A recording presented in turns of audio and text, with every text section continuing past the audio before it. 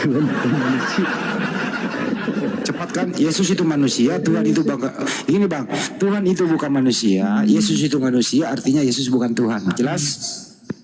Lantas Rob itu apa ini Bang Handi? Rab itu Tuhan, bahasa Arab itu Rab, Tuhan.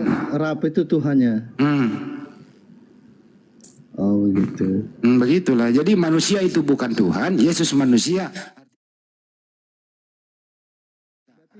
Udah saya lagi Pak, yang berarti dulu. Terima apa enggak nih perkataan saya? Berarti Rasul juga Tuhan ya? Bukan, Rasul itu Yesus Rasul, bukan Tuhan. Dikatakan Rob soalnya. Rasul itu utusan Tuhan. Utusan Tuhan bukan Tuhan. Paham? Utusan Tuhan bukan Tuhan ya? Iya iyalah. Kata Tuhan itu dari mana? Kata apa? Kata Tuhan dari Tuhan lah. Kata Tuhan dari Tuhan. Masa dari pohon? Gimana sih ini Pak James ini? Lucu ah. Udahlah Pak James, jangan dipersulit diri sendiri ya Bang ya. Kan kita punya akal, oke Bang? Kata Tuhan itu kan dari kata Tuhan atau Rob. Begitu. Botol. Jangan kasar. Tuan itu bahasa Arabnya Said, bukan Rob. Payah lu. Nah, dia belajar Fer, jangan diomelin anak orang. Dalam bahasa Melayu tinggi Pak, tidak dikenal nama Tuhan, tapi Tuhan. Datang Leiddecker menselipkan kata H di sana, diperkuat oleh Puradarwinta menjadi bahasa baku Indonesia Tuhan. Jadi ada Tuhan, ada Tuhan. Ada Kurios, ada Theos. Oke? Paham? Pak Yohanes ini jadi, muridnya Edis ini saya lihat. Ya, ajarin bu sama dia bu. Ajarin bu. Jadi Tuhan. Toki kepalanya bu, kalau tidak pada dengar dia toki kepalanya. Tuhan muridnya itu Edis. Nama persembahan atau apa? Siapa?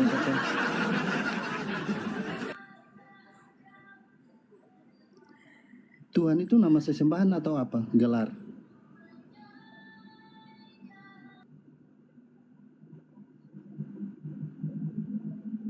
Ayo bahas WhatsApp atau gimana? Pak Yohanes. Nggak usah main teka-teki. Nah. Tunggu dulu Pak Yohanes. Silakan Bu Frida.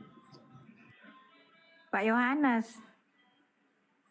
Halo Pak Yohanes. Yohanes atau James? Salah kita Pak James kote. James kia panganadang so. James. DP nama James. Pak James. Iya gimana Bu? Kita pernah naik di komalnya Edis. Edis kan Kristen. Saya lihat kalau ngomong ya pinter-pinter bodoh gitulah. Edis apa? Edis apa? Saya nggak tahu. Edis TV. Nggak pura-pura yang tahu nggak naik. Nggak pernah naik. Edis TV. Nggak pernah naik saya. Gini situ. kita. Oke lah kok nggak tahu. Terus saya naik sama dia kan. Saya nggak ada yang disuruh sepakan sana. Saya tidak ada lain lagi satu aja nih. Oke. Terus saya tanya Edis, dia bilang Edis, dia tanya Elfrida ini Kristen apa Islam? Saya bilang Kristen. Cuma saya ikuti kamu punya komal ini, tapi saya mau tanya dulu, Yesus itu Tuhan atau Allah atau bukan? Atau Tuhan atau bukan? Bilang, oh dia Tuhan Ibu. Terus kenapa kamu nanya itu? Ibu kan Kristen pasti Ibu tahu. Terus saya tanya, Yesus itu pencipta. Gak ada Kristen yang bilang ini Yesus itu bukan dia Tuhan. Bilang pencipta. Gak ada Kristen seperti itu. Dia bilang Yesus pencipta, gitu. Nah itu dia, langsung dia kasih turun. Iya, Ibu Kristen kan? Assalamualaikum. Kristen Bapak. Ya mah. Assalamualaikum. Kristen kok Yesus Waalaikumsalam warahmatullahi wabarakatuh. Assalamualaikum warahmatullahi wabarakatuh. Kita Kristen. Kerja dulu ya kasih. Malah lu kok dua itu ya. Iya, apa masalahnya? Dia bilang, ada yang bilang Tuhan, ada yang bilang bukan Tuhan. Gitu loh. Yesus, pusing kepalaku.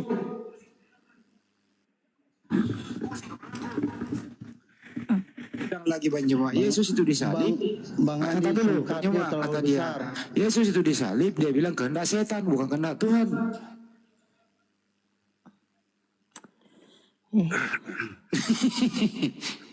Nah, masih mau aku datang besok kalau Banyu mau open camp.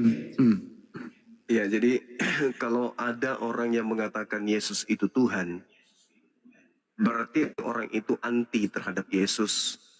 Dia itu adalah antikristus atau planos dalam bahasa Yunani, artinya penyesat. Nah, penyesat itu tempatnya di neraka. Jadi kalau tidak percaya Yesus itu adalah manusia, atau justru memahami Yesus itu Tuhan, maka itu udah pasti orang itu penyesat. Seperti itu Bang Handi.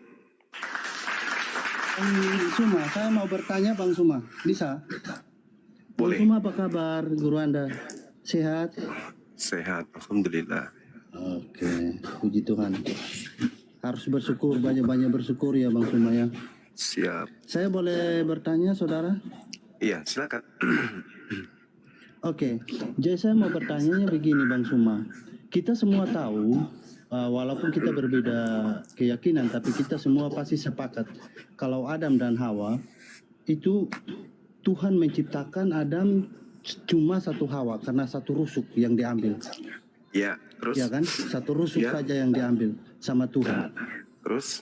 Nah, tapi kenapa di ajaran saudara itu kan, di ajaran saya kan sudah fix tuh bahwa tidak boleh berpoligami.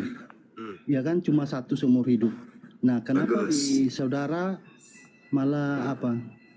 Mungkin tolong dijelaskan kepada saya dan kepada teman-teman semua supaya kita bisa paham. Silakan saudara. Oke, baik. Jadi terkait kemudian manusia yang pertama, Adam alaihissalam, itu kemudian diberikan oleh Allah satu pendamping berupa wanita ya, dari jenisnya sendiri, yaitu manusia, di mana manusia ini diciptakan oleh Allah kemudian berpasang-pasangan.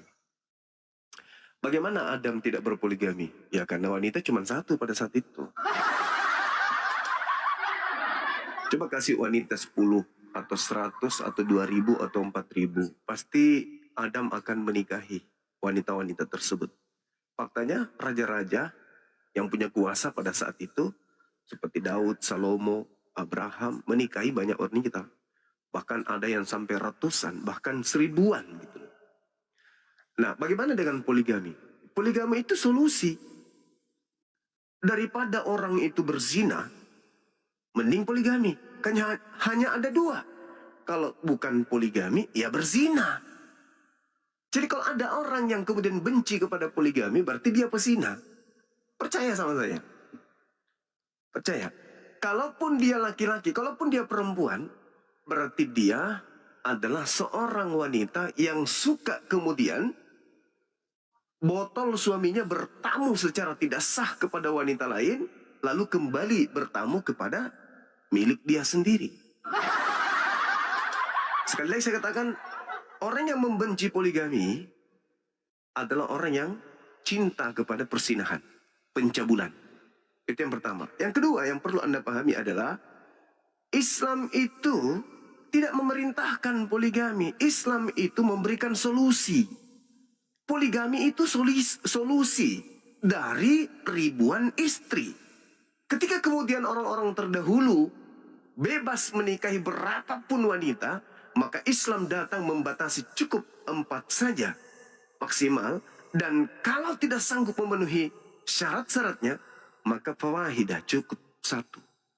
Hanya agama Islam yang mengajarkan kemudian beristri cukup 1. Di luar Islam bebas. Termasuk Yesus. Yesus di dalam kitab saudara diterangkan dalam Lukas 18 nomor 29 sampai 31, jelas di situ dikatakan bahwa barang siapa yang meninggalkan istrinya untuk menjadi pengikut Yesus, maka dia akan mendapatkan berkali lipat ganda saat ini juga. Di dalam Lukas 18. Berlipat kali ganda. Siapa yang meninggalkan istrinya untuk menjadi pengikut Yesus, maka dia akan mendapatkan istri. Lukas berapa saudara? Biar saya langsung buka. Lukas 18. Coba Anda buka. Ayat. Ya, Lukas Nomor 18 ayat. 100 kali lipat. 100 kali lipat itu yang di surga. Ini di dunia. Ayat 29 sampai 30. nanti saudara. Jadi Yesus memberikan solusi. Barang siapa yang kemudian mengikuti dia, istrinya tidak mau ikut, maka perintahnya tinggalkan istrimu untuk menjadi pengikutku, maka kau akan mendapatkan berkali lipat ganda saat ini juga. Artinya Yesus mengajarkan Saya poligami. potong ya. Silakan. Saya potong ya, Bang Silakan. Suma. Yang saya tahu di situ bukan cuma istri, bapak ayahnya, keluarganya, kan saudaranya, sebentar bukan dulu, cuma biar- istri saja. sebentar, Ada sebentar. beberapa kan di situ, maksudnya itu nanti kalau saudara kamu kita selesai bicara dulu, masuk baru kita Kristen, potong. tunggu dulu Pak James. Kalau kamu masuk Kristen, ya, misalnya orang tuamu nggak suka, misalnya meninggalkan, misalnya laki-laki meninggalkan istrinya karena mengikuti Iya. kebenaran, Allah akan memberikan 100 kali lipat gitu loh, 100 kali lipat itu teman gitu loh, saudari seiman gitu, dia mau kasih 100 kali lipat. Gitu, maksudnya itu bukan maksudnya solusinya kasih istri, enggak seperti Ada itu loh, ada Bapak. ada tertulis 100 kali lipat istri. Tidak ada. Bahasa Inggris ya? Kang Denny coba ikat bahasa Inggrisnya ada wifi ya, Bu Naika. Tidak ada. Begini saudara, kita biarkan dulu guru Anda selesai dulu. Kalau sudah selesai baru kita berbicara, kan enak. Jadi kita diskusinya bagus. Coba Anda baca Sudah Matius selesai? 3. Sudah Anda selesai baca? guru Anda? Anda baca Matius 3 nomor 33 sampai nomor 35, atau sekali Anda baca di dalam kitab saudara juga diterangkan dalam Matius 12 nomor 48 dan seterusnya. Inilah ibumu, inilah saudara-saudaramu. Artinya siapapun yang menjadi pengikut Yesus, maka dia adalah saudaramu. Siapapun yang menjadi pengikut Yesus, maka dia adalah ibumu. Nah, lalu bagaimana dengan istri? Istri ya harus dinikahi dong. Karena saudara yang bukan saudara kandung bisa kita panggil saudara. Ibu yang bukan ibu kandung bisa kita panggil ibu. Bapak yang bukan bapak kandung bisa kita panggil bapak. Tapi istri, kalau bukan istri yang sah, nggak boleh dipanggil istri. Maka ketika kemudian Yesus menjanjikan, engkau akan menerima kembali saat ini juga berlipat kali ganda, maka istri ya harus dinikahi dong. Lukas 18 nomor 29 sampai nomor 30. Tapi ingat ya, Yesus itu sedang berbicara kepada orang Yahudi, bukan berbicara kepada orang Kristen. Jadi kalau Kristen cukup satu istri, ya silakan. Mungkin itu adalah sesuatu yang luar biasa menurut Kristen. Tapi tentu jajan di luar dong. Itu tidak mungkin tidak. Karena tidak ada pembatasan. Simpanan Bang Juma, simpanan. Simpanan. Bang Denny tahu. Bang Denny tahu. Bang Denny ini pengikut Yesus. Makanya dia nikah banyak istri. Dalil jangan dibantah. Dalil jangan dibantah. Itu dalil di kitab saudara. Itu dalil. Jadi barang Sudah siapa. selesai. Ya udah selesai, silakan. Oke. Jadi saya tanggapi ya. Tadi kata Bang Suma, karena pada saat itu hanya ada satu Hawa. Nah, apakah menurut Bang Suma, jika Tuhan menginginkan untuk menciptakan lebih dari satu Hawa, bisa tidak? Tapi permasalahannya di sana, kenapa dia hanya menciptakan satu Hawa dan dari satu rusuk? Itu permasalahannya. Nanti Bang Suma tolong jelaskan lebih detail lagi. Saya ingin menanggapi yang tadi Bang Suma tunjukkan di Lukas 18 ya. Di sana upah mengikuti Yesus. Ini Petrus berkata kepada Yesus ya, kami ini telah meninggalkan segala kepunyaan kami dan mengikuti Engkau. Di ayat ke-29-nya kata Yesus kepada mereka, aku berkata kepadamu, sesungguhnya setiap orang yang karena kerajaan Allah meninggalkan rumahnya. Ingat, pertama meninggalkan rumahnya, kedua baru istrinya, atau saudaranya, orang tuanya, atau anak-anaknya. Pertanyaan saya Bang Suma, jika kalau merujuk kepada istri, apakah diberikan rumah 100 rumah juga? Apa orang tua diberikan 100 orang tua juga atau bagaimana Bang Suma? Karena ini kalau saya ikuti cara pikirnya Bang Suma, saya jadi pusing begitu loh. Saudara, Kalau memang harus patokannya seperti itu. Silakan Bang Suma. Terima kasih. tadi saya sudah mengatakan tolong baca Matius 3.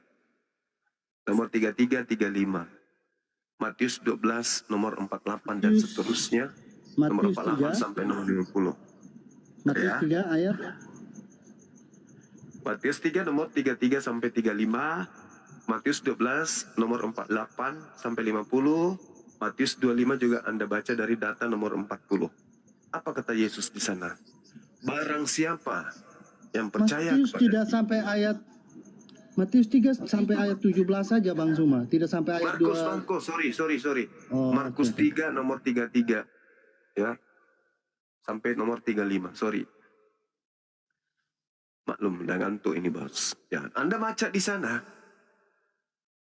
Di situ dalilnya sangat jelas dikatakan, barang siapa yang kemudian melakukan kehendak Bapa, dialah saudaraku laki-laki.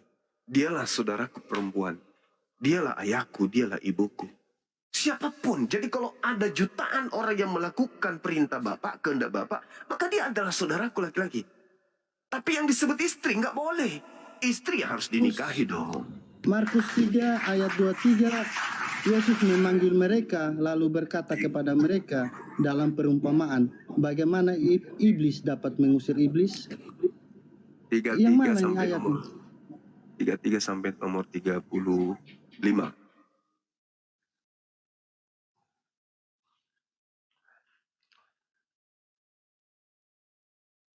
Jadi itu Jawab ucapannya. Yesus kepada mereka, siapa ibuku dan saudara-saudaraku? Ayat 34-nya, ia yang melihat kepada orang yang duduk di sekelilingnya itu dan berkata, ini ibuku dan ini saudaraku. Barang siapa melakukan kehendak Allah, ayat 35-nya, barang siapa melakukan kehendak Allah, dialah saudaraku laki-laki, dialah saudaraku perempuan, dialah ibuku. Bagaimana saudara mengartikan ayat ini, saudara? Silakan. Nah, sekarang Anda coba jawab saya. Bagaimana mungkin seorang lain yang di luar daripada yang mengandungnya dan melahirkannya disebut ibunya?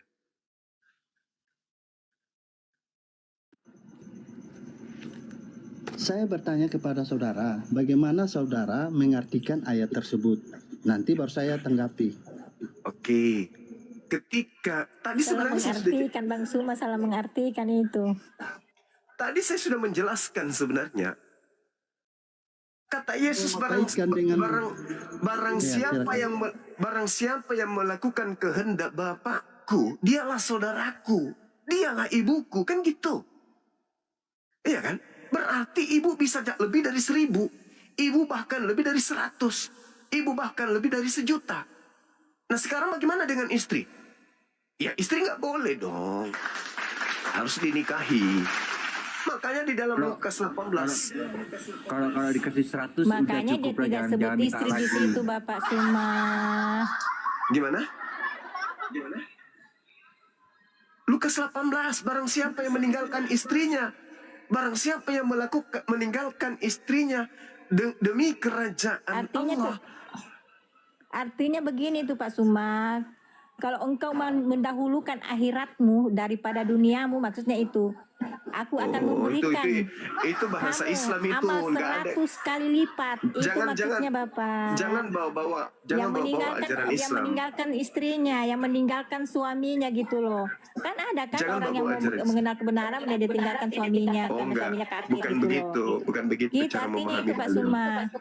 Anda salah. Enggak, itu Anda artinya salah. kalau di Kristen gitu loh. Enggak, Anda salah. Jangan Anda akal-akalan. Di dalam kitab saudara Matius 12 tadi, 48 sampai 50. Akal-akalan Dan itu Pak juga Suma. Markus 3 nomor 3. Jangan takut ketinggalan suami. Gak usah takut. Masa Anda takut dipoligami, sementara Anda mempoligami Tuhan Anda tidak takut? Kan lucu. Kita bicara data. Anda tidak ingin dipoligami. Anda takut. Anda marah dipoligami. Tapi Tuhan yang maha cemburu, Anda poligamikan dengan manusia bernama Yesus. Jadi jangan lebay di situ. Sini di ayat itu, di ayat situ Bang Suma tidak membicarakan masalah poligami. Enggak Kata ada. siapa? Cuma Kata itu siapa? asumsinya Bang Suma. Tidak Sekarang ada begini, tertulis itu poligami. sekarang begini Ada saya tanya. tertulis itu poligami. Enggak Sekarang ada. saya tanya. Udah turunkan monyet ini kalau nggak bisa mendengar. Dengarkan saya.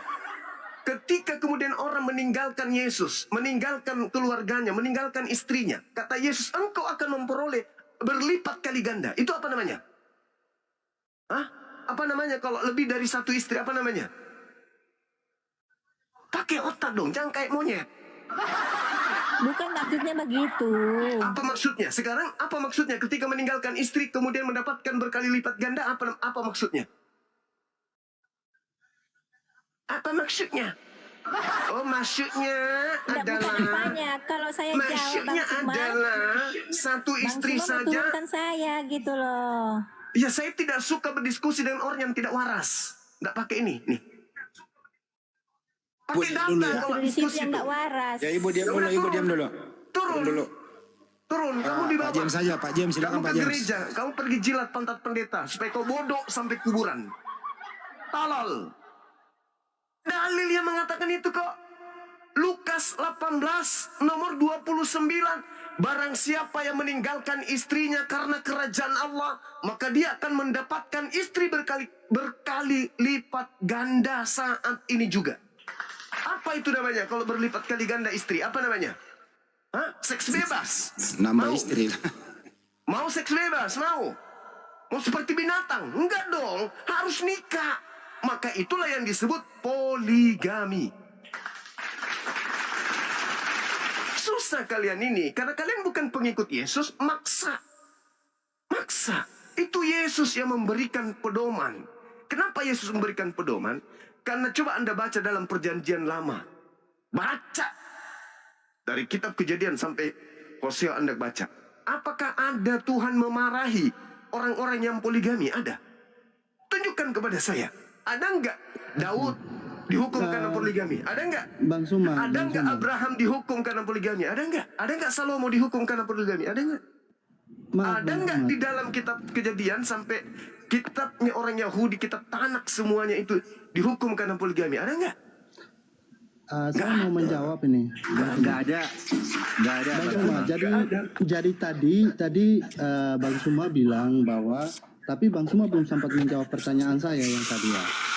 Nanti tolong mungkin di berikutnya tolong jawab ya. Nah tadi Bang Suma mengatakan bahwa upah mengikuti Yesus itu diberikan istri 100 kali lipat. Mungkin tolong tunjukkan datanya Bang Suma. Istri, karena yang tadi kita bahas, kita baca itu ada ayah di sana, ada rumah di sana. Jadi bukan cuma istri saja. Tapi tadi Bang Suma menarasikan bahwa cuma istri 100 kali lipat. Jadi mungkin ayatnya mungkin belum sempat saya baca ya. Mungkin Bang Suma nanti tolong tunjukkan kepada saya di mana kitabnya, ayat pasal berapa, ayat berapa. Nanti tolong ya. Lukas 18 nomor 29 sampai nomor 30. Itu masih kurang.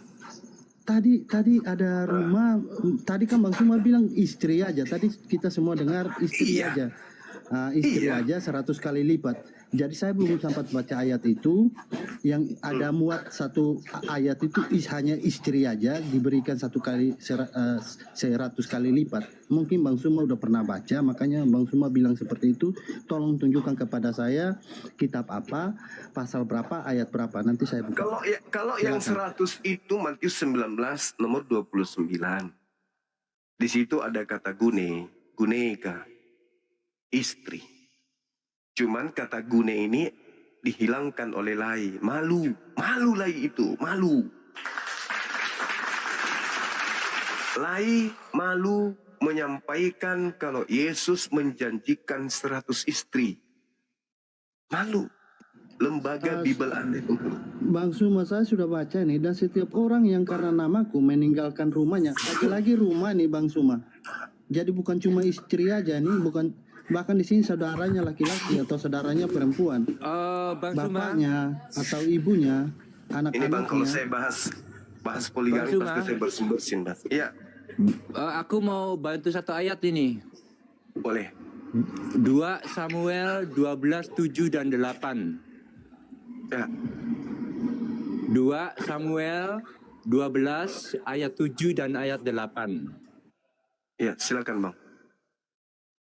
Itu Tuhan justru memberi banyak istri kepada umatnya. Coba siapa ada bisa itu?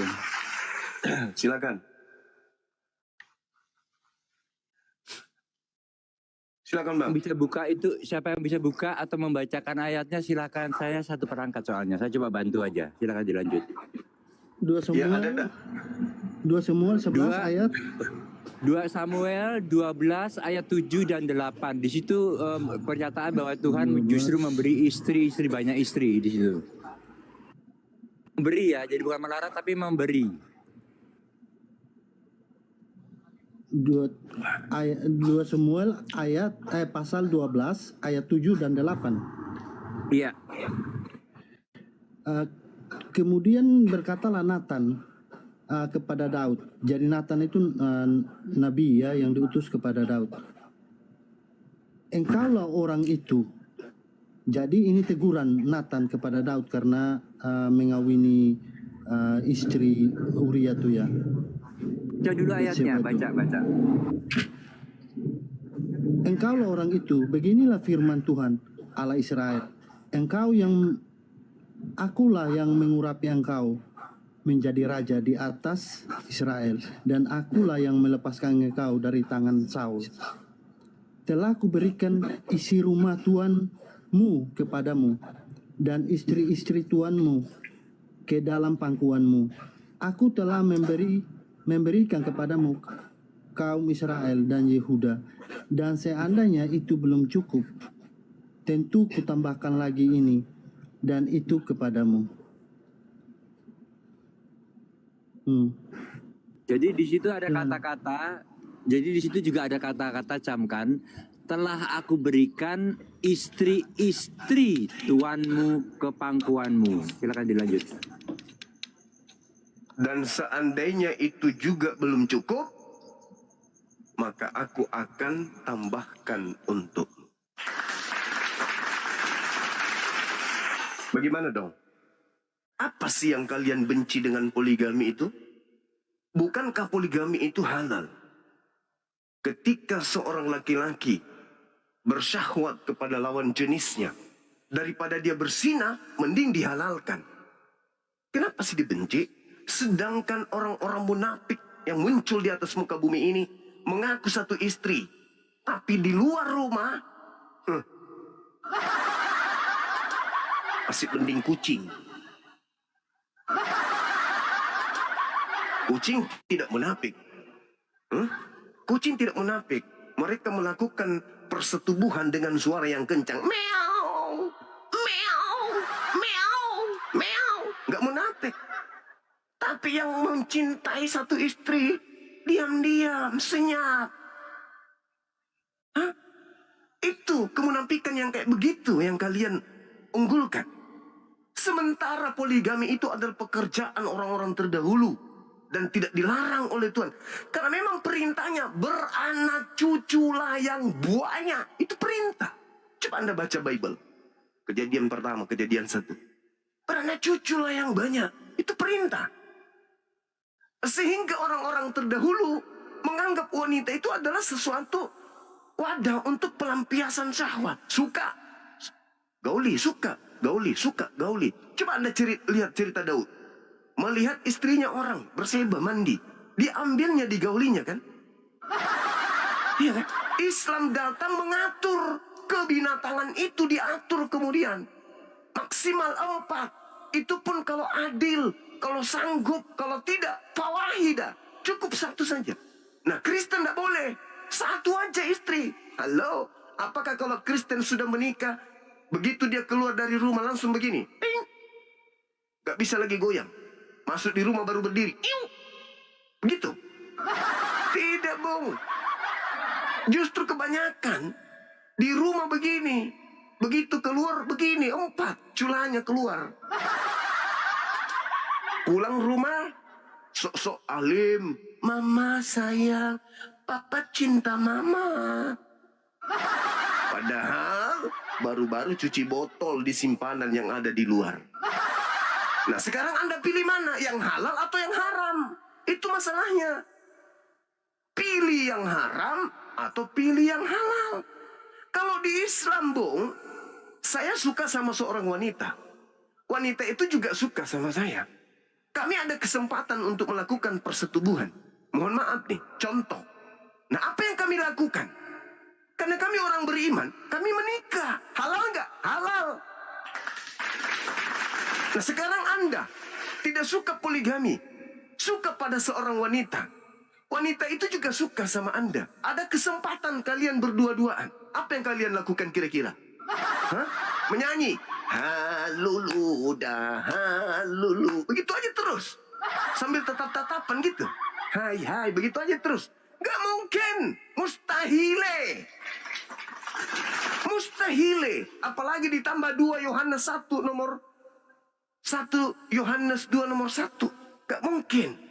Hai anak-anakku, janganlah engkau melakukan dosa. Akan tetapi, jika engkau berdosa, ada Yesus Kristus sebagai pendamai dosa kita. Beh, parah. Begitu kemudian perempuan mengatakan, Mas, jangan mas. Enggak apa-apa lu. Kata laki-lakinya, enggak apa-apa lu. Kenapa? Kita kan anak-anak Tuhan. Kita kan udah dijamin keselamatan oleh Tuhan.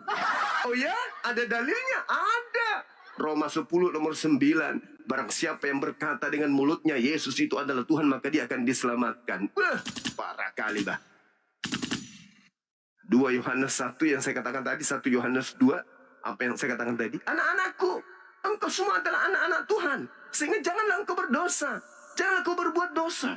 Namun apabila engkau jatuh ke dalam dosa, ada Yesus sebagai pendamai. Oh gitu ya? Ada ayat itu ya? Iya ada. Ya udah buka yuk. Buka. Itu kan yang terjadi saat ini. Iya kan? Sampai banyak konflik antara pendeta dengan pendeta, pendeta dengan jemaat. Itu kan yang terjadi. Itu yang terjadi. Kenapa tidak ada solusi selain zina? Bisa nggak boleh berzina? La taqrabus zina, nggak boleh zina. Maka kalau kau sangat suka sama wanita ini, dan wanita ini juga sangat suka samamu, dan kamu mampu berlaku adil, nikah. Jangan yang lain. Tapi kalau di Kristen, menurut konsep doktrin Kristen sebagian, tak boleh poligami. Oh yes? Ya, cukup 1 istri. Masuk ke rumah, Mama, Papa sudah pulang. Iya. Masuk ke kamar, main sama bininya, sambil sandar sang suami dalam hatinya. Loh, kok memang lebih indah ya yang di luar? Ini mah sudah, aduh, seperti sayur tanpa garam. Tadi yang di luar itu masih kuat.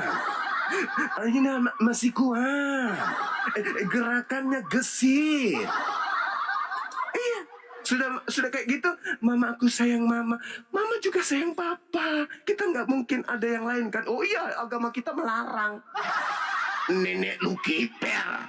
Di luar sana suamimu, keluar masuk apotik, beli apa? Beli kondom. Doakan saja supaya nggak bocor kondomnya. Jadi hukum Tuhan itu nggak bisa kamu bantah dengan akal-akalan, nggak bisa. Nggak bisa kamu bantah dengan akal-akalan, itu nggak bisa.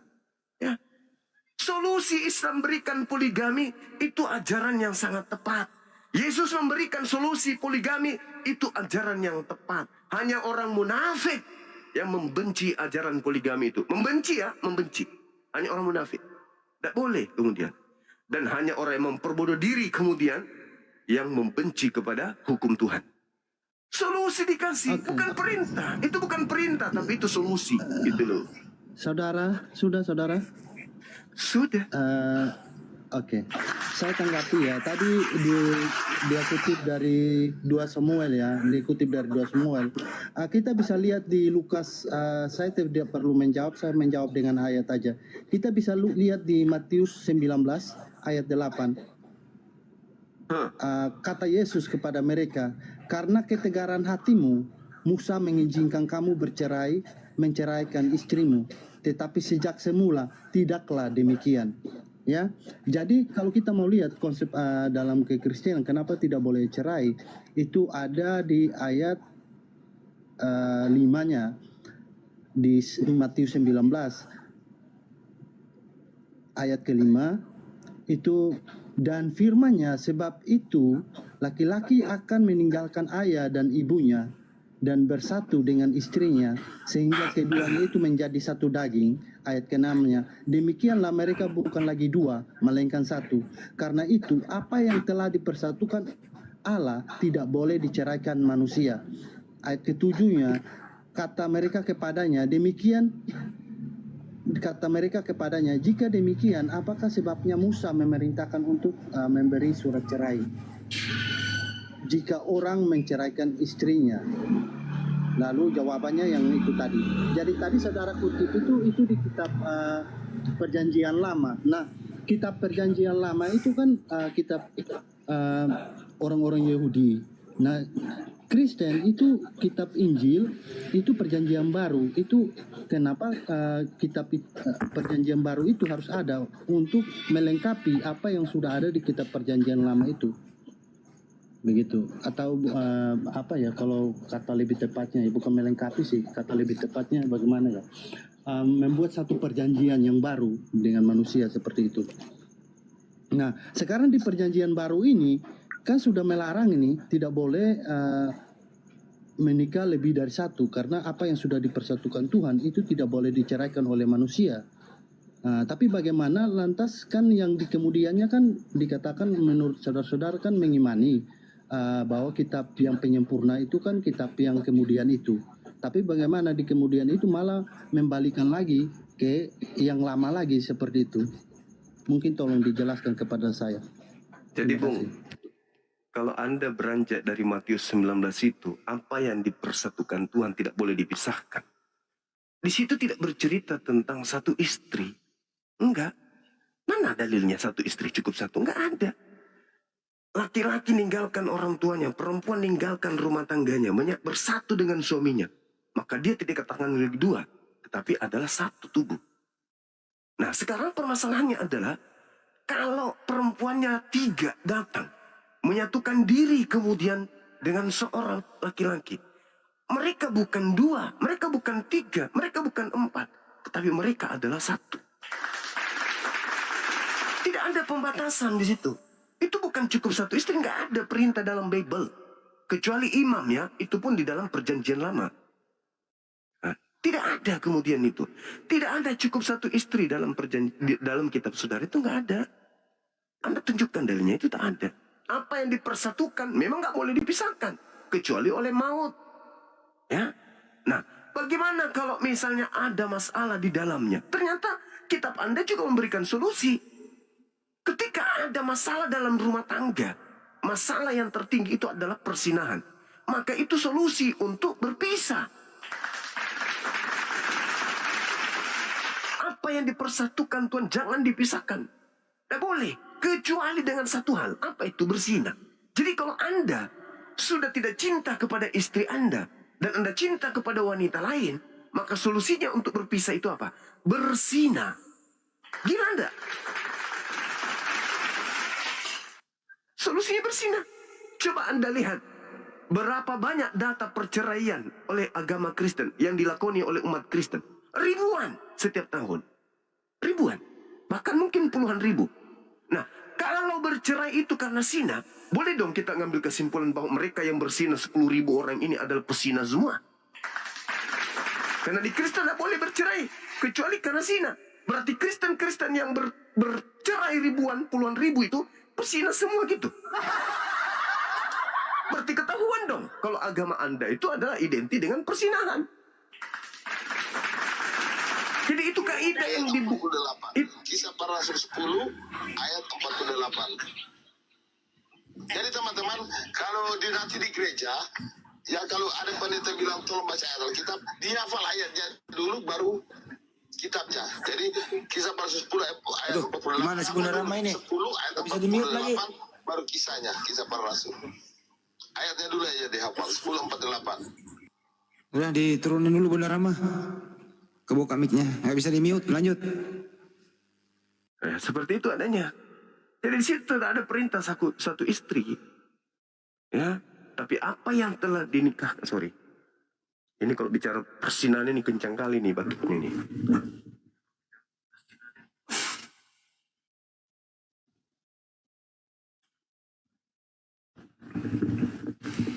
Gitu ya teman. Jadi mau sampai kapanpun, Bible tidak bisa membantu Anda untuk menghindari poligami. Yesus Lukas 18:29 sampai nomor 30. Matius 19 nomor 29. Nggak bisa, karena itu adalah sesuatu yang lumrah bagi Tuhan. Kita diciptakan oleh Tuhan, itu kodrat kita sudah diketahui. Laki-laki kecenderungannya seperti ini, perempuan kecenderungannya kayak begini. Jadi itu adalah sesuatu yang sudah diputuskan oleh Allah. Diputuskan oleh pencipta alam semesta. Itu kodrat kita. Suka kepada banyak wanita. Suka. Tetapi bagaimana caranya bisa kita mendapatkan itu? Dinikahi, dihalalkan. Dihalalkan. Nah kalau kita mau ekstrim nih, ekstrim. Lalu bagaimana dengan perasaan perempuan? EGP. Sekarang saya mau taat kepada perempuan atau saya mau taat kepada Tuhanku? Itu dulu poinnya. Saya mau taat kepada Tuhanku atau saya mau taat kepada perempuan? Ayo. Perintah Tuhanku boleh poligami. Perintah istriku jangan duakan aku. Sekarang yang mana yang harus saya turuti? Tuhanku atau istriku? Itu dulu. Oke, aku boleh nanggapin nggak, bro? Lalu istri. Mana yang perlu kamu taatin? Hawa nafsumu, kecemburuanmu, atau Tuhanmu? Tuhanmu mengatakan boleh suamimu poligami. Kewanitaanmu mengatakan jangan duakan aku. Sekarang sebagai wanita yang bertuhan, kira-kira kamu turuti nafsumu, egomu, atau kamu menuruti perintah Tuhanmu? Ya, kalau lebih menuruti kemudian syahwatmu, berarti kamu tidak mentaati Tuhanmu. Sama seperti orang Kristen. Sudah dilarang makan babi, Tuhannya mengatakan jangan kau makan babi karena itu haram bagimu. Tapi perutnya mengatakan makan dong, babi itu kan enak. Nah sekarang Kristen taat kepada Tuhannya atau taat kepada perutnya? Kristen lebih taat kepada perutnya. Makanya dikatakan Kristen itu ulaika hum syarrul bariyah, seburuk-buruknya makhluk. Orang udah dilarang makan babi malah makan pahanya tetangga. Nah itu Oke, dia. boleh saya nanggapin? Iya silakan. Boleh saya nanggapin? Dulu bro, kalau Pak James sudahan baru Anda. Pak James gimana Pak James? Ini apa ini? Kok Oke, terbalik di, muka? saudara, itu di Matius 19 tadi ayat 4 tuh, kenapa saya tadi merujuk kepada Adam dan Hawa? Mungkin kita bisa baca dulu ya, Matius 19 ayat 4. Sebentar saya buka ya. Matius 19 ayat yang keempat, sebentar. Ya, di sana dikatakan jawab Yesus, tidakkah kamu baca bahwa ia yang menciptakan manusia sejak semula menjadikan mereka laki-laki dan perempuan. Jadi pada semula itu kan itu Adam dan Hawa, saudara. Maka kenapa tadi saya merujuk ke sana, ke Adam dan Hawa itu sebagai satu patokan landasan saya berdiskusi seperti itu. Oke, saya boleh bertanya nggak, saudara James? Boleh, saudara. Oke. Taruhlah misalnya laki perempuan dicipta oleh Allah seimbang. 5 laki-laki, 5 perempuan. Tapi kondisi alam kita memaparkan keadaan yang tidak bisa kita pungkiri. 1, banyak laki-laki kemudian yang mati dalam perang. Banyak laki-laki yang meninggal mencari nafkah. Ya. Kemudian banyak laki-laki yang suka kepada sesamanya laki-laki. Oke? Sehingga laki-laki tinggal 3. Perempuan masih 5. Solusi dari agama Anda apa? Tolong jawab. Bagaimana caranya supaya mereka perempuan ini memiliki keturunan? Sementara laki-laki tinggal 3.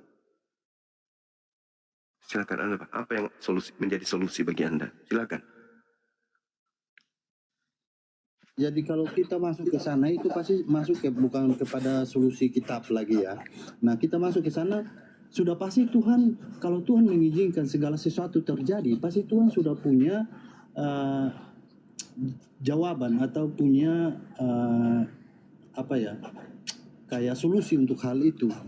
Ya, solusinya apa? Sudah pasti bukan Ya, seperti ini, kan itu kan mati dalam perang umpama, dan dalam satu kampung itu, ini berbicara tentang kampung atau negara, saudara? Dunia, skala dunia ini sekarang. Keadaan dunia sekarang itu Dunia. lebih banyak perempuan daripada laki-laki. Solusi agama Anda itu apa? Perasaan lebih banyak janda sekarang ini Bang Suma daripada duda. Itu Anda sudah menjawabnya.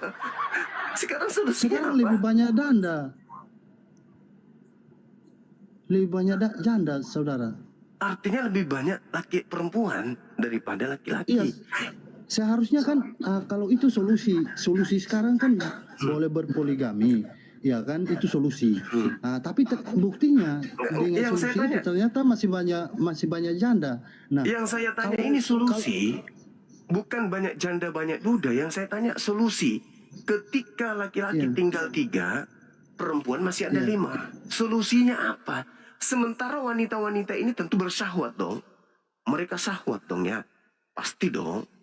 Nah, apa solusinya supaya syahwat mereka ini bisa halal, tersalurkan dengan cara halal? Solusinya gimana? Bang Suma ragu sama kuasa Tuhan.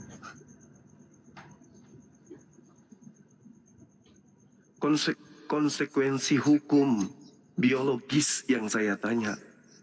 Enggak, Justru Bang Suma Tuhan. ragu nggak sama kuasa Tuhan. Tidak sama sekali. Justru Tuhan Ya, pasti memberikan hal itu nggak solusi. akan terjadi. Coba Pak Denny yang jawab. Coba Pak Denny yang tanya Mbak Jema. Coba kalau Bang Denny gimana Bang Denny?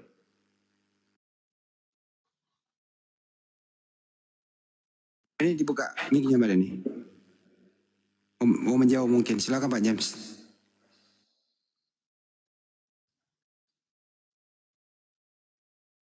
Ya sekarang kan banyak maksudnya sekarang kan banyak janda nih. Kalau solusi poliandri kan pasti nanti banyak duda dong. Jadi pasti enak tuh seru tuh. Jadi imbang jadinya. Oh nggak bisa. Kalau cuma solusi, Nggak bisa. kenapa nggak bisa? Nah, sekarang begini. Secara logika akal manusia dicipta. Kalau 1 laki-laki, 3 perempuan. Masing-masing laki-laki ini hamil dan melahirkan. Bapaknya ketahuan kan? Dari anaknya siapa bapaknya? Oh Suma. Ya kan? Nah kalau dibalik. 1 perempuan, 3 laki-laki. Melahirkan perempuan itu siapa bapaknya anak ini? Jadi tidak bisa. Iya, jadi begini Tidak Bang bisa Suma. kemudian. Kita tidak usah berbicara hal yang belum istilahnya tidak terjadi dan mungkin tidak akan pernah terjadi ya. Terjadi kok di kitab Mungkin Anda kok. Sarah memiliki 2 suami kok terjadi. Sarah memiliki 2 suami. Iya. Siapa suaminya? Saya nggak Firaun. tahu nih Bang Suma. Firaun. Firaun. Bang Handi masih ingat dalilnya? Itu. Sarah menikah dengan Firaun. Diberikan oleh Abraham. Katakanlah kepada Firaun. Kalau Firaun itu bertanya kemudian kamu itu siapa? Katakan kepada beliau Firaun bahwa engkau adalah adikku. Karena Firaun tidak tahu bahwa Sarah itu adalah istri daripada Abraham. Firaun mengangkat Sarah menjadi istrinya. Oh itu. Poliandri. Poliandri. Poliandri kan jadinya. Iya. Coba Anda baca. Kitab Kejadian. Kita Kejadian 11, 29 sampai 30. Nah tuh.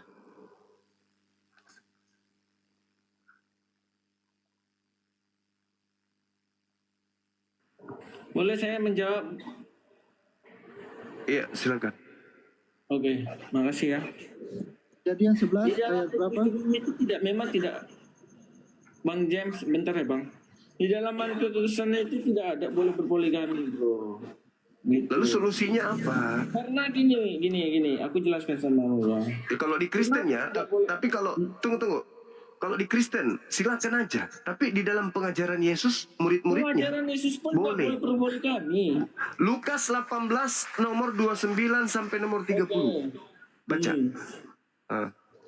Saya tutup kamera sementara ya. Mau batuk dulu. Lukas berapa? 19. Lukas berapa? Anda ini mengatakan tidak ada, tapi Anda nggak tahu dalil. Ya, enggak apa-apa. Saya akan bantu. Saya akan menjawab. Lukas 18 nomor 29 sampai 30. Oke. Aku berkata kepadamu, sesungguhnya setiap orang yang karena kerajaan Allah meninggalkan rumah istrinya atau saudaranya, orang tua atau anak-anaknya, akan menerima kembali lipat ganda pada masa itu juga. Dan pada zaman yang akan datang ia akan menerimanya yang kekal. Nah, di mana situ dikasih apa istri? Itu siapa yang meninggalkan istrinya, maka dia akan mendapat. Melipat kali ganda itu gini, menurutmu gini bro? Gimana? Apakah orang akan mendapatkan orang tua berlipat ganda? Yes, Apakah Yesus orang mengatakan akan itu. mendapatkan Iya, istri-istri? Yesus Apakah orang akan mendapatkan anak-anak berlipat ganda? Yes. Apakah orang akan bentar dulu? Apakah orang mendapat saudara-saudaranya? Begitu Ya. maksudmu? Iya, Banyak dong. iya, memang. Kamu salah, bro. Dengar, bro. Kamu salah. Mengartikan Alkitab itu salah, bro. Markus 3 nomor 33 sampai nomor 35. Barang siapa melakukan kehendak Tuhan, dialah saudaraku laki-laki, dialah saudaraku perempuan, Gini, dialah Zuma. ibuku. Zuma, kamu tuh salah. Coba dimatiin kamera, ya. Kenapa Udah salah? lah, nggak apa-apa. Kenapa Gini, Anda salahkan? Dalilnya ada kayak begitu kok. Lah, kamu tuh salah ngartikannya. Gimana sih kamu Apanya ini? yang salah? Sekarang saya tanya, ketika dengar, ketika seseorang meninggal, dalilnya Bung Anda baca, ketika seseorang meninggalkan istrinya, dia akan mendapatkan istri berlipat kali ganda saat ini juga. Itu dalilnya. Jadi orang tua dapat juga berlipat ganda. Yes, Saudara-saudaranya dapat berlipat ganda. Rumah-rumahnya akan berlipat ganda. Begitu Betul. maksudmu? Yes, betul. Dalilnya baca di Markus 3 nomor 33 sampai Salah 35. mengartikan Juma. Astagfirullahalazim, ya Allah ya Karim. Kamu salah. Coba dulu kamu. Ya, saudara, Dalil. Ada jadi mungkin saya dalilnya. bacakan dulu ya. Saya bacakan dulu. Di Matius 5 ayat yang ke-28 ya, mungkin kita bisa baca Matius 5 ayat ke-28. Tetapi aku berkata kepadamu, setiap orang yang memandang perempuan serta menginginkannya sudah bersinah dengan dia di dalam Bahaya hatinya. itu. Baru pandang aja sudah zina loh, Bang Suma. Berarti Anda anak zina dong? Baru pandang, baru lihat Iya, aja sudah berzina loh, Bang sekarang Suma. Berarti nggak ibu, boleh. dengar. Sekarang ibu Anda dan Menginginkan. bapak Anda, ibu dan bapak Menginginkan. Anda, iya, dengarkan dulu saya, Iya. Bung. Sebelum ibu bapak Anda itu jadi suami istri, mereka saling memandang dan saling menginginkan dalam hati nggak? Ayo. Iya, memandang saya, memandang, menginginkan sudah berzina. Berarti kamu itu anak zina kan? Bentar dulu. Dulu ya. Kalau kan sudah menikah kan enggak lagi. Ya, Begitu, tapi Bang kan Suma. tadi sebelum Nah, menikah dia saling menikah pandang sekali dan menginginkan kan dalam begini, mengingini Bang Suma. dalam hati. Berarti dia sudah berzina Bang Suma. duluan. Bang Berarti Suma, Anda Bang adalah Suma, anak zina. Dalil itu dalil Bang konyol. Suma. Ya gimana bang? Kecuali lahir di luar nikah baru disebut anak zina, walaupun Sekarang akhirnya nikah. Begitu. orang tua saudara memandang, mengingini dalam hati, ya toh? Itu berzina nggak? Menurut dalil? Nah, kalau belum Berzina. nikah, Berzina. belum nikah belum berzina ya. Itu berzina kan? Berzina. Nah, berarti mereka berzina. Lebih awal mereka Ya. berzina. Lalu kemudian ketika Ya. mereka memiliki anak, anaknya anak apa? Menikah dulu, Bang Suma, menikah dulu, menikah Bagaimana dulu. mungkin mau menikah kalau tidak berzina dulu? Berarti Ya. pernikahan di Menikah Kristen, dulu. pernikahan di Kristen diawali dengan persinahan, betul? Menikah dulu, saudara, menikah. Kalau menikah, Maksud batu dan saudara, enggak. Maksud saudara, bapak ibunya menikah dulu, baru saling Makanya lihat gitu. menikah baru buat anak. Jangan sebelum menikah sudah buat anak begitu. Loh, Bang tadi Suma kan dalilnya maksudnya. Matius 5:28 itu barang siapa yang melihat lalu mengingini dalam hatinya maka dia berzina, betul kan? Atau di Kristen itu menikah dulu, tutup mata jangan saling lihat, habis itu kemudian sudah menikah baru saling lihat. Sehingga tidak disebut sebagai zina. Apa begitu? Tidak. Mereka ketemu di taman. Bapak Anda sedang berlari olahraga. Ibu Anda juga sedang olahraga. Saling pandang dia. Tertarik. Lo berzina dulu. Habis itu pacaran, nikah. Ya berzina dulu. Gimana dong? Berarti kalian ini semua adalah anak hasil zina berdasarkan dalil Bible itu sendiri. Repot kalau gitu. Kan menikah Kemungkinan baru waktu punya itu anak, Pak James, Bang Suma. Pak James kemungkinan waktu itu mati lampu Iya. jadi nggak saling pandang. Iya dulu kan belum ada listrik. Izin, Assalamualaikum warahmatullahi wabarakatuh. Mungkin begini, Ya. dengerin. Mungkin begini, diraba dulu, jangan memandang. Ini raba-raba, aduhai.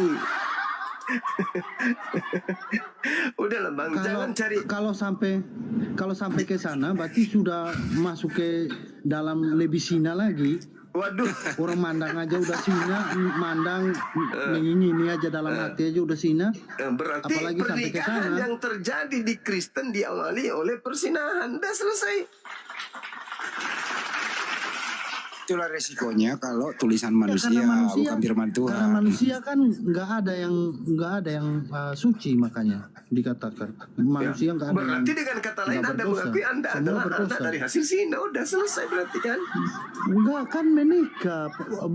Sebelum Bang menikah Suma, Bang mereka Suma. saling pandang dan saling Iya, mengingini tapi belum satu ada sama saya, lain. belum ada saya, Bang Suma. Setelah menikah baru ada saya. Nah, apa Berarti yang enggak. mengawali kemudian mereka menikah? Saling pandang kan? Iya, tapi menikah zina baru nggak itu? buat kan?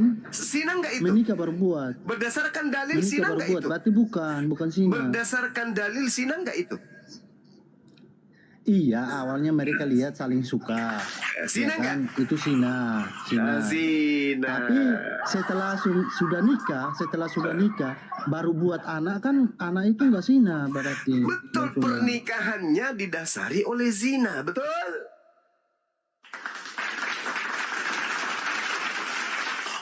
Dalilnya, makanya jangan kemana-mana perginya.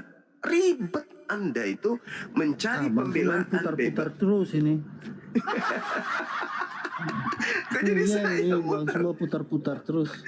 Kok jadi saya yang muter? Anda yang bawa dalil. Dalilnya kayak gitu bunyinya. Barang siapa yang melihat dan mengingin dalam hati, zina dia. Nah, bapak Anda dengan ibu Anda melihat dan saling menginginkan. Cinta, jatuh cinta. Berarti persinahan kan itu berdasarkan dalil. Lalu mereka kemudian pesta. Kawin. Berarti dasar perkawinan mereka di dasarnya adalah persinahan. Ini udah jauh Bang Juma. Waktu itu nggak ada lampu di kampung, gelap-gelapan, jadi nggak melihat. Waktu itu masih belum ada listrik, Bang Suma. Oh, jadi kalau siang gelap juga gitu.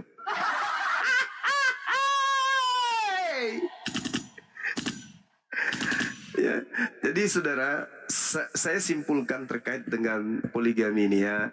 Yesus tidak ada larangan poligami. Nabi Musa, Abraham, Isa, Yakub, Daud, Salomo nggak ada. Kenapa?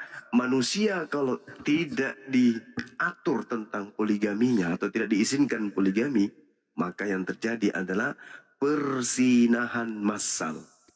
Dan juga itu disebabkan Tuhan tahu bahwa pria itu selalu mau nambah terus.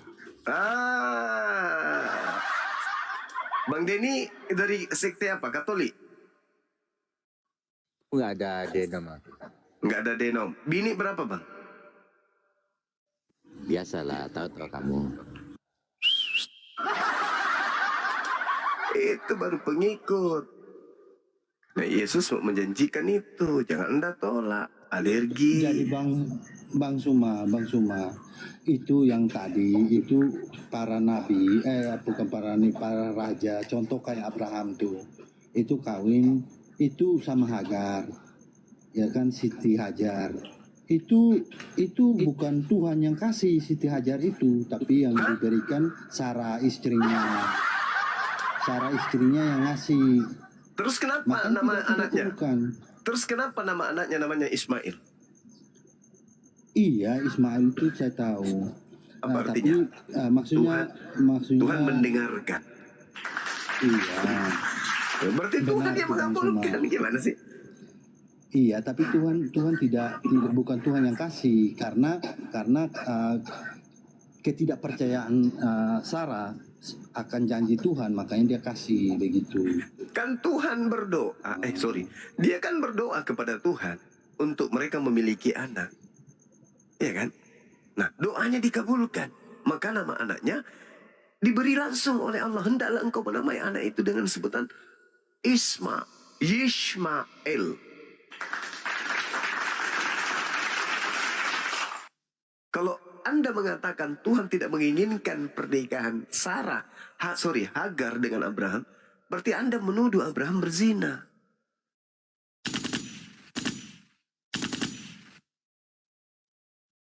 Serba salah, Boleh, Pak. nggak boleh kamu menuduh Abraham berzina, itu kurang ajar. Nggak boleh. Saya tidak menuduh. Anda tadi mengatakan Tuhan tidak menginginkan. Bukan bilang Tuhan tidak menginginkan, Tuhan tidak memberikannya secara langsung. Jadi makanya kita tidak temukan telah dihalalkan Siti Hajar kepada Abraham. Oke, sekarang tolong tunjukkan dalilnya Tuhan memberikan Sarah sebagai istri yang halal itu di mana dalilnya? Kan Abraham, Saya turun ini sekarang. Kalau ada dalilnya di dalam kitabnya Anda perjanjian lama, Sarah dinikahi secara sah oleh Abraham, saya turun, saya berhenti jadi apologet. Tunjukkan ke saya.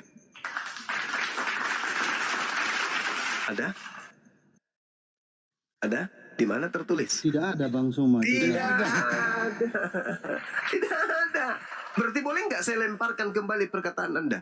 Berarti mereka tidak dihalalkan oleh Tuhan. Bukan, mereka sudah nikah, sudah sah di depan Tuhan. Kan satu istri. Iya. Begitu loh, Bang Suma. Satu istri terus, Kan saudara. ada kutanya dulu. 10 perintah Tuhan. Jangan Oke. memiliki istri saudaramu, Oke. anak-anaknya, hambanya, Oke. laki-laki, perempuan. Itu kan ada tuh, Bang Suma. Baik. Sekarang saya ingin tahu dari saudara. Kalau poligami itu dilarang, kelahiran Yesus naik sebagai nasabnya dia, silsilanya sampai kepada ayahnya, kakeknya Yakub yang menikahi kemudian Lea, lalu kemudian melahirkan Yehuda, lalu Yehuda kemudian memiliki istri yang bernama Betsua, lalu kemudian Daud meniduri Urea, istri dari Urea yang bernama Bersheba yang saya jelaskan tadi. Kira-kira Yesus itu ada nggak? Kalau tidak ada poligami, kalau Daud tidak berpoligami, kalau Yakub tidak berpoligami, kira-kira Yesus ini ada nggak? Sebab Yesus ini berasal dari hasil poligami. Tapi Bang Suma, begini Bang Suma, itu kan kita kembali kepada kuasa Tuhan lagi. Nah, Tuhan lagi kan? Tuhan bisa mengadakan segala sesuatu yang tidak mungkin menurut kita menjadi mungkin, kan? Masa Bang Suma tidak percaya kepada kuasa Tuhan? Terus kenapa Anda melarang poligami? Jadi Bang Suma lebih mengandalkan kekuatan sendiri, itu artinya. Lalu kenapa Anda melarang kehendak Tuhan? Kenapa Anda membatasi kehendak Tuhan? Kenapa Anda melawan kehendak Tuhan kalau begitu? Itu yang pertama. Yang kedua, kalau kemudian Yakub tidak berpoligami, Daud tidak berpoligami, Salomo tidak berpoligami, ada nggak kitab perjanjian lama itu?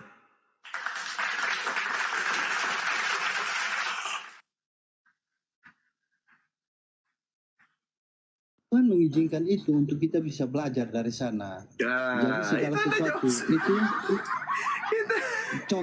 contoh saya kasih contoh apa yang kita pelajari misalnya kayak apa Abraham itu kan ada 2 anak Ishak dan Ismail. Itu kan kita bisa lihat keturunan-keturunannya apa yang terjadi karena pasti nggak saling baku hantam terus tuh. Nggak akan ujung-ujungnya nggak ada. Terus kita lihat juga di dunia sekarang kayak kita kalau misalnya Bang Suma kawin sama dua perempuan nih melahirkan anak sama-sama punya anak kan pasti antara keturunan kedua itu pasti saling gontot-gontot atau rampasan-rampasan apa kayak ahli waris gitu sudah pasti itu Bang Suma itu efeknya ada Bang Suma. Oke. Itu menurut saudara mending mana dengan seorang Kristen menikah menggauli seorang wanita hamil dan melahirkan. Di tempat lain, misalnya dia menikah di Surabaya dengan wanita lain, melahirkan seorang anak tanpa diketahui, tanpa diumumkan, tanpa dinikahi, tapi hanya kawin saja. Lalu dia ke Jakarta, mengawini juga satu perempuan, hamil melahirkan juga. Bobrok mana anaknya yang ada di Jakarta begitu dewasa bertemu dengan anaknya yang ada di Surabaya, mereka kemudian berzina. Bobrok mana menurut saudara? Ini adalah adik dan kakak. Laki perempuan ternyata adik kakak berasal dari bapak yang satu dengan istri yang berbeda. Bertemu kemudian mereka saling menggauli satu sama lain. Itu bobrok mana dengan yang tadi? Coba. Ya. Makanya bobrok yang tadi, gini loh. Bobrok yang tadi, Bang Suma. Yang mana? Ada yang saling menggauli padahal dia adalah adik kakak. Tapi itu. masalahnya kita harus lihat dulu. Kan tadi saya sudah sodorkan Matius 5 ayat 28 itu, Bang Suma. Kita sudah diajarkan tidak boleh berzina, Bang Suma. Itu sudah ketentuan bahwa kita tidak boleh. Karena apa? Ya, kita melihat, memandang perempuan dan menginginkannya dalam hati kita. Kita sudah berzina dengan dia dalam hati kita seperti itu, Bang Suma. Berarti mulai besok Anda kemana-mana harus tutup mata dong. Enggak, melihat tidak masalah, tapi menginginkannya itu yang nggak boleh. Menginginkannya dalam hati kita itu nggak boleh. Begitu, Bang Suma. Anda kalau misalnya melihat perempuan cantik, saya baca ulang ya. Tetapi aku berkata kepadamu, setiap orang yang memandang perempuan serta menginginkannya sudah berzina dengan dia di dalam hatinya. Sekarang berarti gini, menginginkannya, Bang Sumar juga itu. Kalau memandang aja belum. Oke, sekarang ketika Anda punya istri, ketika Anda memandang istri Anda, calon istri, apakah Anda menginginkan dalam hatinya, dalam hati Anda?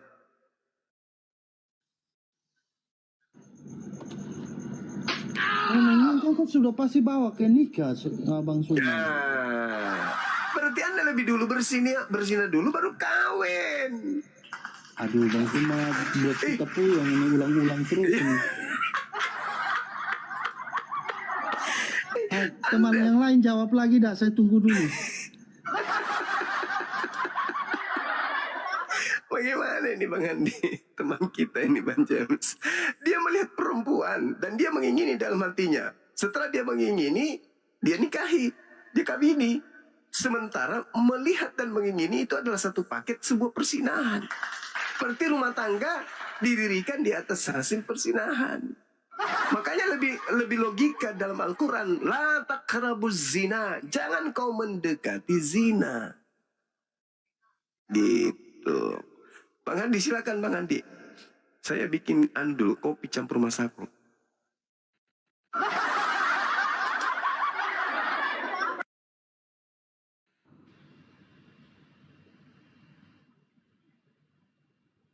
Halo. Ya, Assalamualaikum warahmatullahi Sama wabarakatuh. teman Bang Damar. yang lain lagi. Selamat Saya malam, Bang Ben. diam dulu sebentar. Saya mau bikin kopi dulu. Iya, dari Muslim apa Kristen, Bang Ben? Kristen. Ya, silakan Bang Ben. Mungkin mau ditanggapi dari pernyataan Bang Zuma tentang poligami tadi. Silakan Bang Ben. Pak Zuma ini ya. Assalamualaikum warahmatullahi wabarakatuh. Bang Ferry saya di bawah ya, banyak itu yang request. Waalaikumsalam warahmatullahi Yang request tuh mau naik tuh, pada nggak ada kebagian kursi, izin ya. wabarakatuh. Ya Bang Daman. Ya, assalamualaikum warahmatullahi wabarakatuh. Waalaikumsalam warahmatullahi Saya di bawah. Cuma ini menyesatkan bangsa itu ya. Kenapa Bang Ben? Hebat dia ya, menyesatkan ya. Tafsirannya, asumsinya ya. Bang Ben naik ke atas mau diskusi atau mau ngomel-ngomel Bang Ben? Biar Dinda, biar. Orang kayak gini nanti buat terguling-guling nanti. Tengok, bicara terus. Bang Suma. Iya. Aku pamit dulu ya Bang Ferry, Ya, silakan Bang Denny, silakan. Bang Jen. Ya. I love you Nanti kalau semuanya, bye-bye. Bye-bye. Makasih. Nanti kalau ya ada yang keempat informasikan ya Bang Den. Siap, nanti tak kabari. Oke, sip.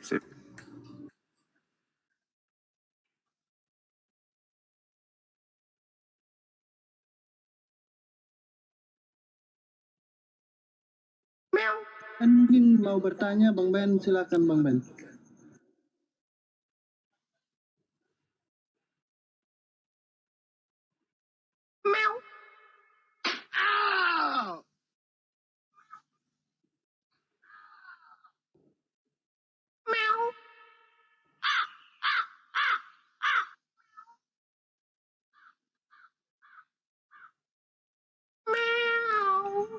Oke, jadi mungkin Bang Ben belum bertanya, jadi mungkin Bang Suma lagi bertanya kepada saya. Tadi saya sudah bertanya.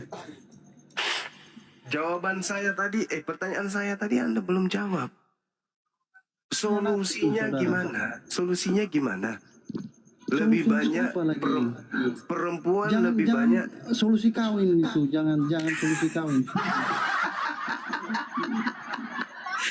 Perempuan lebih banyak daripada laki-laki.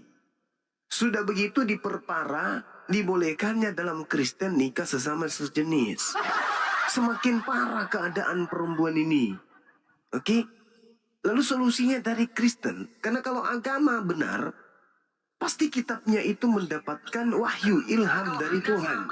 Ilham itu solusi manusia untuk wahyu. Ilham itu adalah suatu penglihatan yang diterima oleh Nabi atau Rasul untuk mengajar dan membimbing manusia kepada kebenaran. Kebenaran yang mengantarkan manusia kepada damai sejahtera.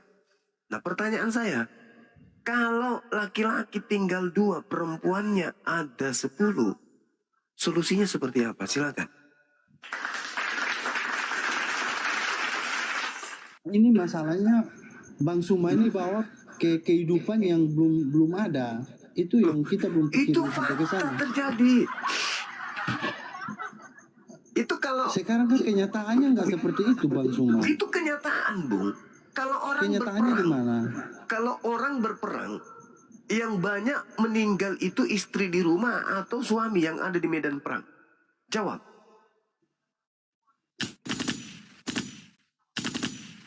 Suami. Nah, suami. Yang kedua, angka orang yang dipenjara tinggi mana, laki atau perempuan? Makanya Bang Suma ikuti Injil biar jangan ada perang lagi. Karena Justru Injil itu yang Bang mengajarkan Suma. peperangan. Kasih Bang Suma, kasihlah Tidak musuhnya. ada kasih di Kristen. Tidak Kasih ada itu ajaran ajaran lain yang Taurat. mengajarkan kasih. Tidak Kasih ada musuhnya. kasih di Kristen. Tak ada. Kasih itu hanya ada Kalau di dalam perjanjian lama. Solusinya Saudara. adalah kasih, saudara.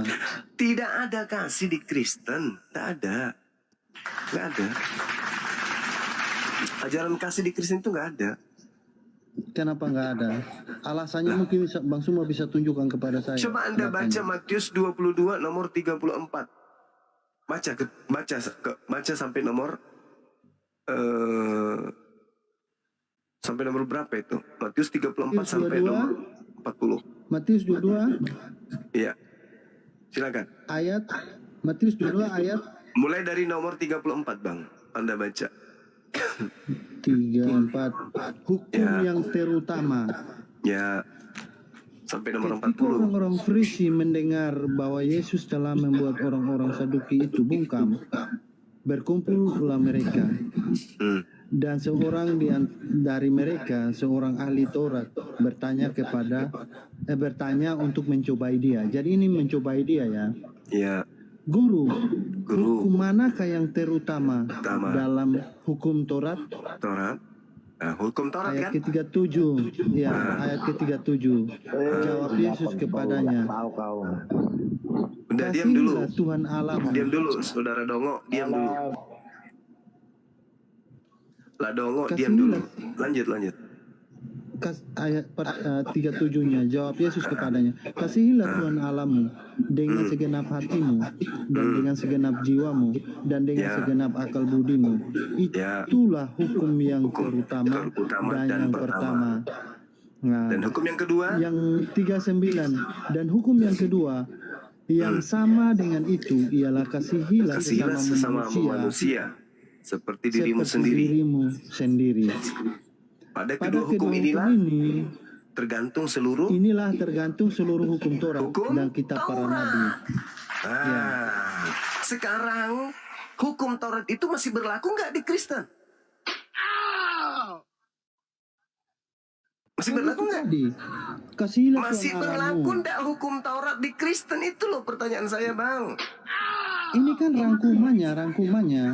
Iya, saya paham. Yang saya tanya, Rangkumannya. masih berlaku nggak hukum Taurat bagi Kristen? Berlaku. Berlaku berarti batal surah Paulus Efesus 2 nomor 15. Dengan matinya Yesus di atas tiang salib, maka dia telah membatalkan hukum Taurat beserta segala ketetapan yang ada di dalamnya. Membatalkan hukum Taurat yang mana dulu? Loh, kok jadi Ada pilih-pilih? banyak. Seluruh, Ada semua.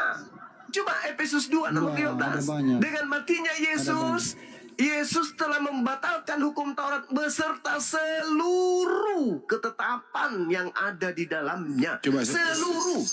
Coba suruh baca dulu Bang. Coba Anda baca. Efesus 2 nomor 15. Anda baca. Jadi kasih di Kristen itu tak ada. Itu cuma buah bibir saja. Aksesoris. Karena sudah menjajah, membunuh, merampas, merampok. Capek mereka membunuh. Istirahat. Maka dia mencuci tangan lalu mengatakan, kami ajaran kasih loh. Kristen menyebarkan agamanya ke seluruh penjuru bumi ini. Tidak ada sejengkal tanah pun yang lolos dari pembunuhan, penumpahan darah yang didirikan oleh orang-orang yang ngaku sebagai Kristen. Itu fakta. Hiroshima, Nagasaki, Perang Dunia Kedua, Ketiga, Kelima, dan seterusnya nanti ke depannya. Siapa pelakunya? Kristen. Pembuat senjata, pembuat peluru, pembuat bom. Apa kepercayaannya? Kristen. Yang membuat tank, jet tempur, pesawat tempur, kapal laut untuk perang. Siapa yang bikin? Kristen. Kristen yang bikin pembunuhan itu. Jadi jangan Anda memperbodoh diri dengan mengatakan Kristen itu ajaran kasih. Wallahi, bukan. Kasih itu hanya aksesoris untuk bagi-bagi Indomie. Sadar enggak Anda tuh? Coba tanya kakek Anda atau buyut Anda. Kakek, ya paman. Kenapa Ki bisa beragama Kristen? Apa sebabnya? Paling kakekmu mengatakan, oh dulu kakek pada saat Belanda datang menjajah, kakek itu menjadi congornya penjajah Belanda. Menjadi badutnya penjajah Belanda kakek dulu nak. Tukang bersih-bersih gerejanya dulu Belanda waktu masa penjajahan kakekmu ini. Kakekmu yang suka semar sepatunya menir. Kakekmu ini yang suka jaga kebunnya Belanda, yang suka ceboin anak-anak Belanda. Makanya kita beragama seperti ini sekarang. Itu fakta, Bung. Setelah Indonesia merdeka, pengikut penjajah pakai baju rapi-rapi, habis itu jalan melenggak-lenggok ke sana kemari. Kami ajaran kasih loh. Bah, parah kali, bah. Gak bisa, Bu, gak bisa. Gak bisa. Kristen damai di Indonesia karena disekelilingi oleh umat Islam. Coba lihat, mohon maaf ini. Lihat basis-basis Kristen di Nusantara ini. Di mana aja? Coba Anda lihat bagaimana kehidupan mereka. Hah? Ada adab kita lihat di situ. Ada tata kerama kita lihat. Ada. Tidak ada yang muncul arogansi dalam rumah tangga, dalam lingkungan, dalam keluarga. Arogansi yang ada. Manggil bodat, anjing, babi, hanya itu yang keluar dari mulutnya. Makanannya pun itu yang mereka makan, itu yang mereka sebutkan. Babi, anjing, monyet, biawak, pararang, padahal itu yang keluar dari mulutnya. Kenapa? Cerminan kasih itu dari dalam, dari sini nih, di dada nih, kalbu. Kenapa? Karena di situ ada yang hak. Tidak ada kemudian di mana kemudian anggur itu merebak kalau bukan di basis-basis Kristen. Tengok di kota santri mana ada minuman-minuman keras. Tapi kalau di situ basisnya Kristen, disitulah orang minum minuman keras, disitulah orang mandi pakai minuman keras, gosok gigi pakai minuman keras, cuci muka pakai minuman keras. Bahkan ibadah mereka di gereja pun kadang diwarnai dengan minuman keras. Anda perhatikan kalau malam Natal, Bung. Berapa kemudian rak minuman keras yang laris. Anda lihat itu. Tahun baru lagi. Jadi tak ada itu Anda mengatakan ajaran kasih. Kami umat Islam itu tertawa.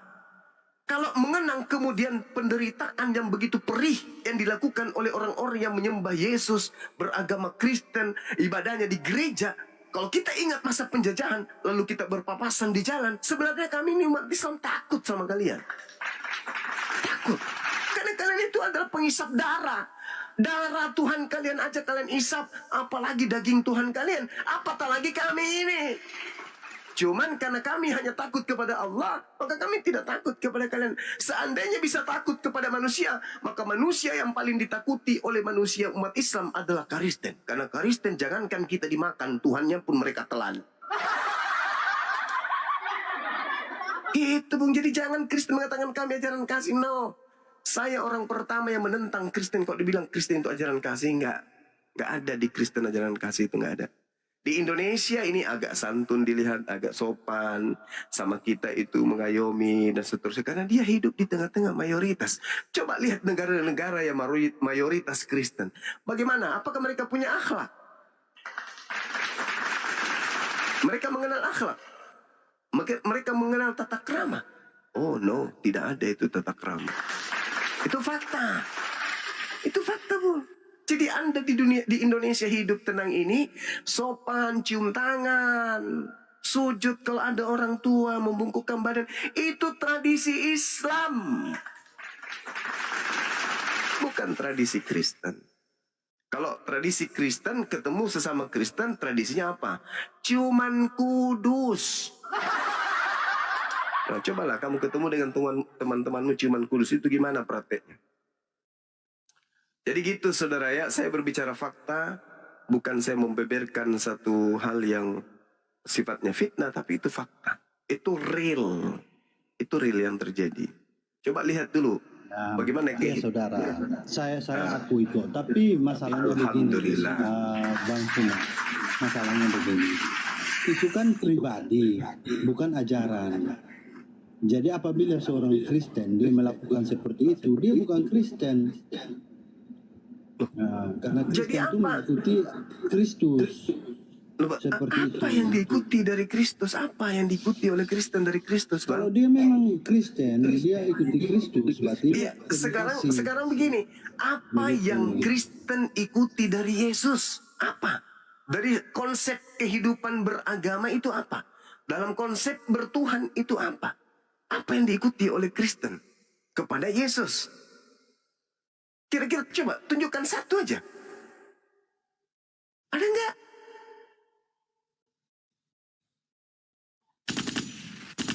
Yesus orang Yudaism, dia praktisi Torah. Kristen bukan Yudaism, bukan praktisi Torah. Lalu apa yang diikuti dari Yesus oleh Kristen? Tak ada. Tak ada. Coba ada nggak orang Kristen percaya diri menunjukkan ini loh yang kami ikuti dari Yesus? Yang mana? Coba, pingin kali aku dengar. Bang Suma loh yang pingin dengar itu. Ada nggak? Makan babi Bang Suma. Parah. Apa coba diikuti dari Yesus? Ada nggak? Nggak ada. Kalian itu sebenarnya hanya terlanjur Kristen saja. Kalian terlanjur Kristen, terlanjur. Untuk kembali 0 di titik 0, start dari titik 0 itu kalian sudah tidak bisa. Kenapa? Karena sudah kecantol, sudah kejatuh cinta Saya dengan bacakan pola hidup. ayatnya ya Bang Iya, Suma. silakan. Saya bacakan ayatnya. Silakan, Bu. Matius 6 ayat 27 dan seterusnya. Kasihilah musuhmu. Di ayat 27-nya, tetapi kepada kamu yang mendengarkan aku berkata, kasihilah musuhmu, berbuatlah baik kepada setiap orang yang membenci kamu. Mintalah berkat bagi orang yang mengutuk kamu, bertobalah bagi orang yang mencaci kamu. Barang siapa menampar pipimu yang satu, berikanlah juga kepadanya pipimu yang lain. Dan barang siapa yang mengambil jubahmu, berikanlah juga ia mengambil bajumu. Biarlah kepada setiap orang yang meminta kepadamu, Itu dan Matius 6. janganlah meminta kembali. Itu Ya? Matius 6. Itu Matius 6. Iya, ayat 27 sampai ya. Lukas, bukan Matius, Lukas 6, bukan Matius, Lukas 6 ayat 27 sampai ayat keberapanya nih? Ayat 36-nya. Allahu Akbar.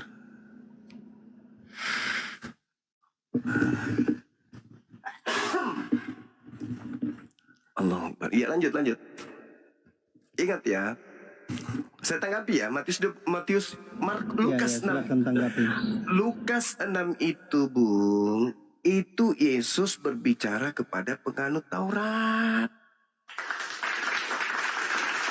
Kalau penganut Taurat menjalankan kasih, itu memang isi inti dari Taurat itu dua.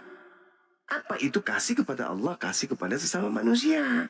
Tadi kan kita sudah baca Matius 22. Berarti tadi Bang Suma bilang kan orang-orang Kristen. Memang sih itu saya tidak apa ya, saya akui juga bahwa di kehidupannya itu banyak orang Kristen juga yang melakukan hal yang tidak sesuai dengan ajaran. Tapi masalahnya di sini bahwa itu pribadi bukan ajaran.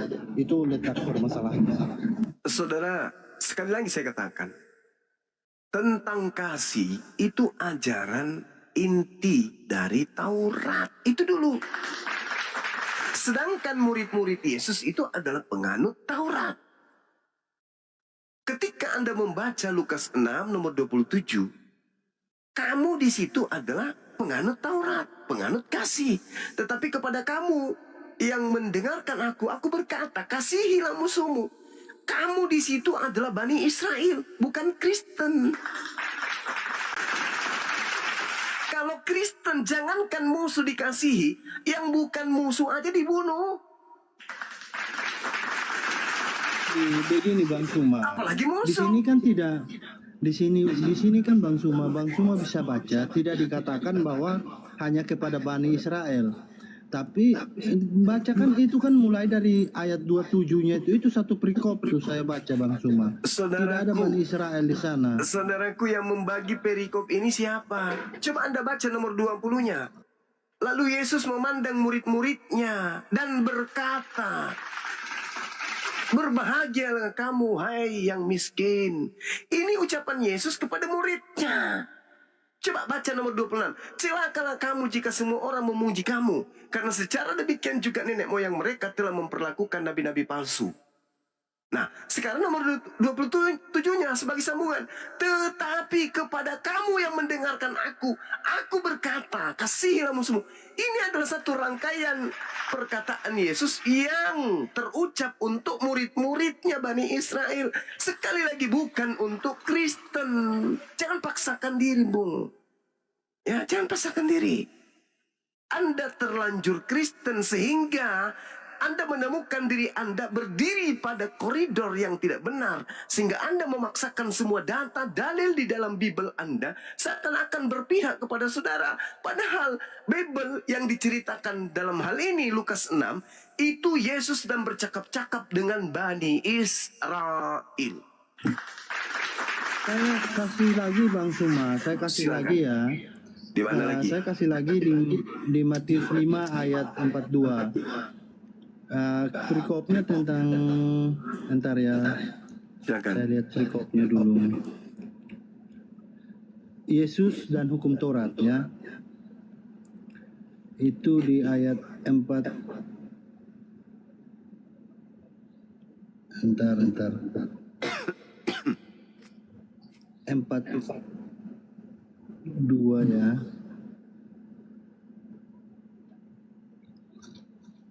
Ya 43-nya.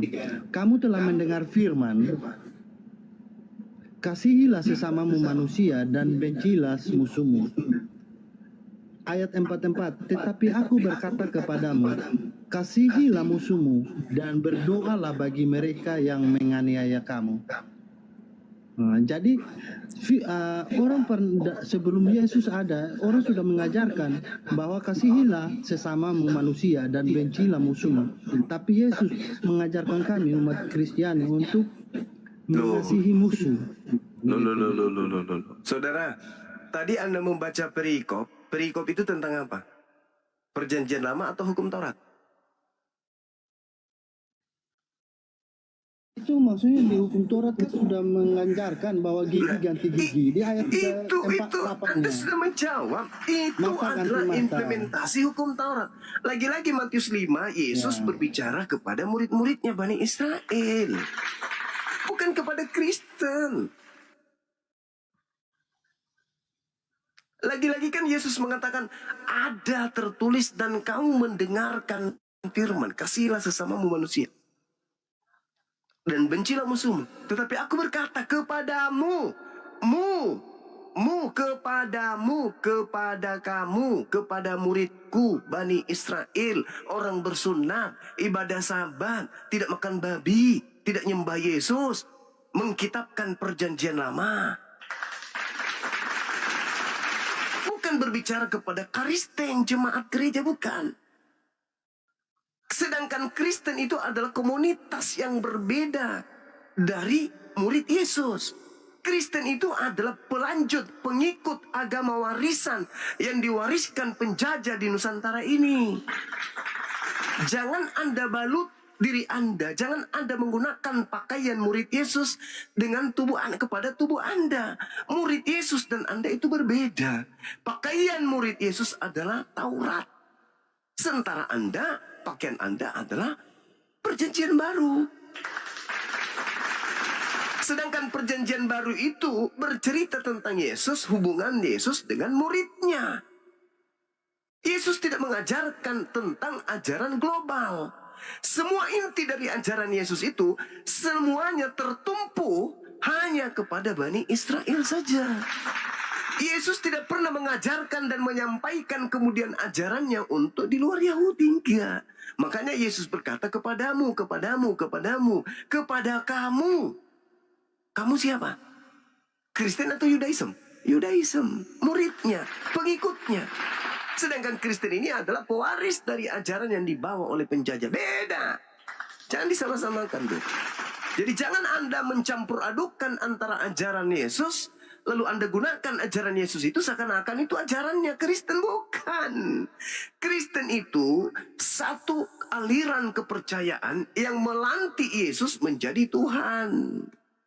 Jadi tidak bisa Anda seakan-akan Yesus itu berbicara kepada Kristen. Tidak. Begitu Anda membaca Matius 5, di situ Anda memasukkan diri Anda seakan-akan Yesus berkata kepada Anda, seakan-akan Yesus berkata kepada Kristen. Tidak, Bung. Yesus sedang bercakap-cakap dengan muridnya Bani Israel yang bersunnah, tidak makan babi, ibadah Sabat, bukan hari Minggu, menyembah kepada Elohim, bukan menyembah kepada Yesus, lalu kemudian merasulkan Yesus, bukan menuhankan, dan bukan merasulkan Paulus. Beda pengikut Yesus, beda pengikut Paulus. Jangan Anda sama-samakan, Anda boleh kalau Anda mau sehat. Seorang rektor berbicara kepada mahasiswanya, kalian pada bulan September libur panjang, karena kalian sudah menyelesaikan kemudian final semester ganjil. Itu perkataan rektor kepada mahasiswanya di universitas BZ, Bang Zuma. Anda lewat naik sepeda kumbang, cekot, mendengarkan sang rektor berbicara. Begitu Anda pulang ke rumah, Anda mengatakan kepada orang yang ada di rumah, saudara-saudara, bulan September besok, ya, saya libur. Bulan Oktober besok, saya libur panjang. Karena saya sudah menyelesaikan kuliah saya untuk semester genap. Orang mendengarkan itu, orang gila. Anda bukan mahasiswa dari Universitas Bang Zuma. Anda hanya membaca tabloid surat kabar. Kemudian Anda merasa sebagai mahasiswa. Anda gila berarti. Makanya Yesus mengatakan, waspadalah kepada penyesat. Waspadalah kepada nabi palsu. Dari buahnya kau bisa mengenal mereka. Memanggil aku Tuhan, bermujizat, bernubuat, dan seterusnya. Padahal itu bukan. Itu yang dimaksud di sini adalah orang di luar daripada muridnya. Yang ngaku-ngaku sebagai murid. Itulah yang terjadi dengan Anda. Tiba-tiba saja Anda merasa mahasiswa. Tiba-tiba saja Anda merasa harus libur, tiba-tiba saja Anda merasa sebagai habis semester ganjil dan seterusnya. Inilah yang terjadi. Tiba-tiba saja Anda mengaku Yahudi, tiba-tiba saja Anda mengaku murid Yesus, tiba-tiba saja Anda merasa sebagai pengikutnya. Ini yang terjadi di Kristen. Kenapa demikian? Ya itu tadi, karena dipalingkan oleh setan. Paham itu, Bung? Saya bukan mau menghancurkan akidah Anda, kepercayaan Anda. Tapi coba renungkan. Apakah Matius 5 itu berbicara kepada umum? Atau itu hanya cerita di mana Yesus sedang berdiskusi dengan muridnya Bani Israel? Di mana itu bukan bercerita kepada orang Kristen, bukan berbicara kepada orang Islam, bukan berbicara kepada orang Hindu, Buddha, bukan. Yesus sedang bercakap-cakap dengan muridnya Bani Israel. Rektor sedang berbicara dengan mahasiswanya. Kenapa penjual es tontong yang lewat mendengarkan itu tiba-tiba juga merasa sebagai mahasiswa? Makanya Kristen selalu memaksakan diri sehingga muncul istilah apa? Kami ini adalah Israel rohani. Apa itu maksudnya? Sama penjual es tontong yang lewat. Saya ini adalah mahasiswa rohani dari kampus itu. Kan gila toh? Gila kan? Ya gila. Makanya Yesus mengatakan apa di dalam Matius 21, 22, 23. Yesusnya heran, Kristen juga heran. Ketika Yesus bertemu dengan Kristen nanti di akhir zaman, Kristennya kaget. Yesus lebih kaget lagi. Kata Yesus, pada hari terakhir nanti banyak orang berseru kepadaku, Tuhan, Tuhan. Kenapa Cak Ayu? Bukankah kami telah bernubuat pakai namamu, mengusir setan pakai namamu, bermukjizat pakai namamu pula? Iya kan? Iya dong, ngaku dong. Ngaku dong Yesus. Yesus mengatakan apa? Pada saat itulah aku akan berterus terang kepada mereka dan berkata, enyahlah daripadaku, aku tidak mengenal kalian. Kalian semua adalah penjual es tontong. Kalian semua adalah pembuat kejahatan. Itu yang terjadi. Wa idza husyiran nasu kanu a'da, kanu lahum a'da, wa kanu biibadatihim kafirin. Itu Al-Quran mengatakan. Pada saat manusia akan dikumpulkan nanti, semua akan dikumpulkan. Pada saat itulah apa yang mereka sembah menjadi musuh bagi mereka. Dan pemujaan-pemujaan yang mereka lakukan kepada yang mereka sembah akan ditolak, akan diingkari oleh mereka. Pembuktiannya Matius 7, 21, 22, 23. Kalian diingkari oleh Yesus. Enyahlah daripadaku, kalian semua adalah pembuat kejahatan. Aku tidak mengenal kalian. Nah, Kristennya kaget. Wadaw, kok bisa? Yesus juga kaget. Wadaw, sejak kapan saya mengajarkan aku diriku ini Tuhan? Sejak kapan? Nah ini dia.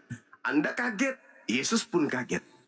Al-Quran mengatakan, wa isqalallahu ya Isa bin Maryam, anta qulta linnas, wahai Isa, anak yang kuciptakan lahir tanpa ayah. Apakah engkau yang mengajarkan orang-orang cupu tanpa kepala separuh agar mereka menyembah kepadamu? Kata Isa, qala subhanaka ma yakunu li an aqula ma laysa li bihaqqa. Maha suci engkau ya Allah, aku tidak pernah mengajarkan kepada mereka untuk menyembahku. Aku tidak berkata apa yang bukan hakku untuk aku katakan. Ma qultu lahum illa ma amartani bi ani ubudullah Rabbi wa Rabbakum.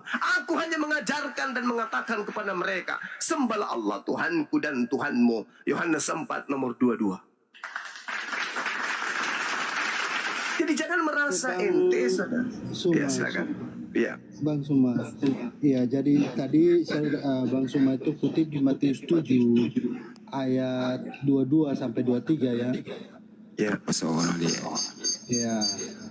Nah, itu kan di sana kalimat terakhirnya tentang apa, Bang Suma? Kalian semua adalah pembuat kejahatan. Nah, pembuat kejahatan. Berarti yang dimaksud itu siapa? Pembuat kejahatan aja kan, Bang Suma? Pembuat kejahatan itu adalah yang beriman dan percaya Tuhan mati dibunuh oleh manusia, betul?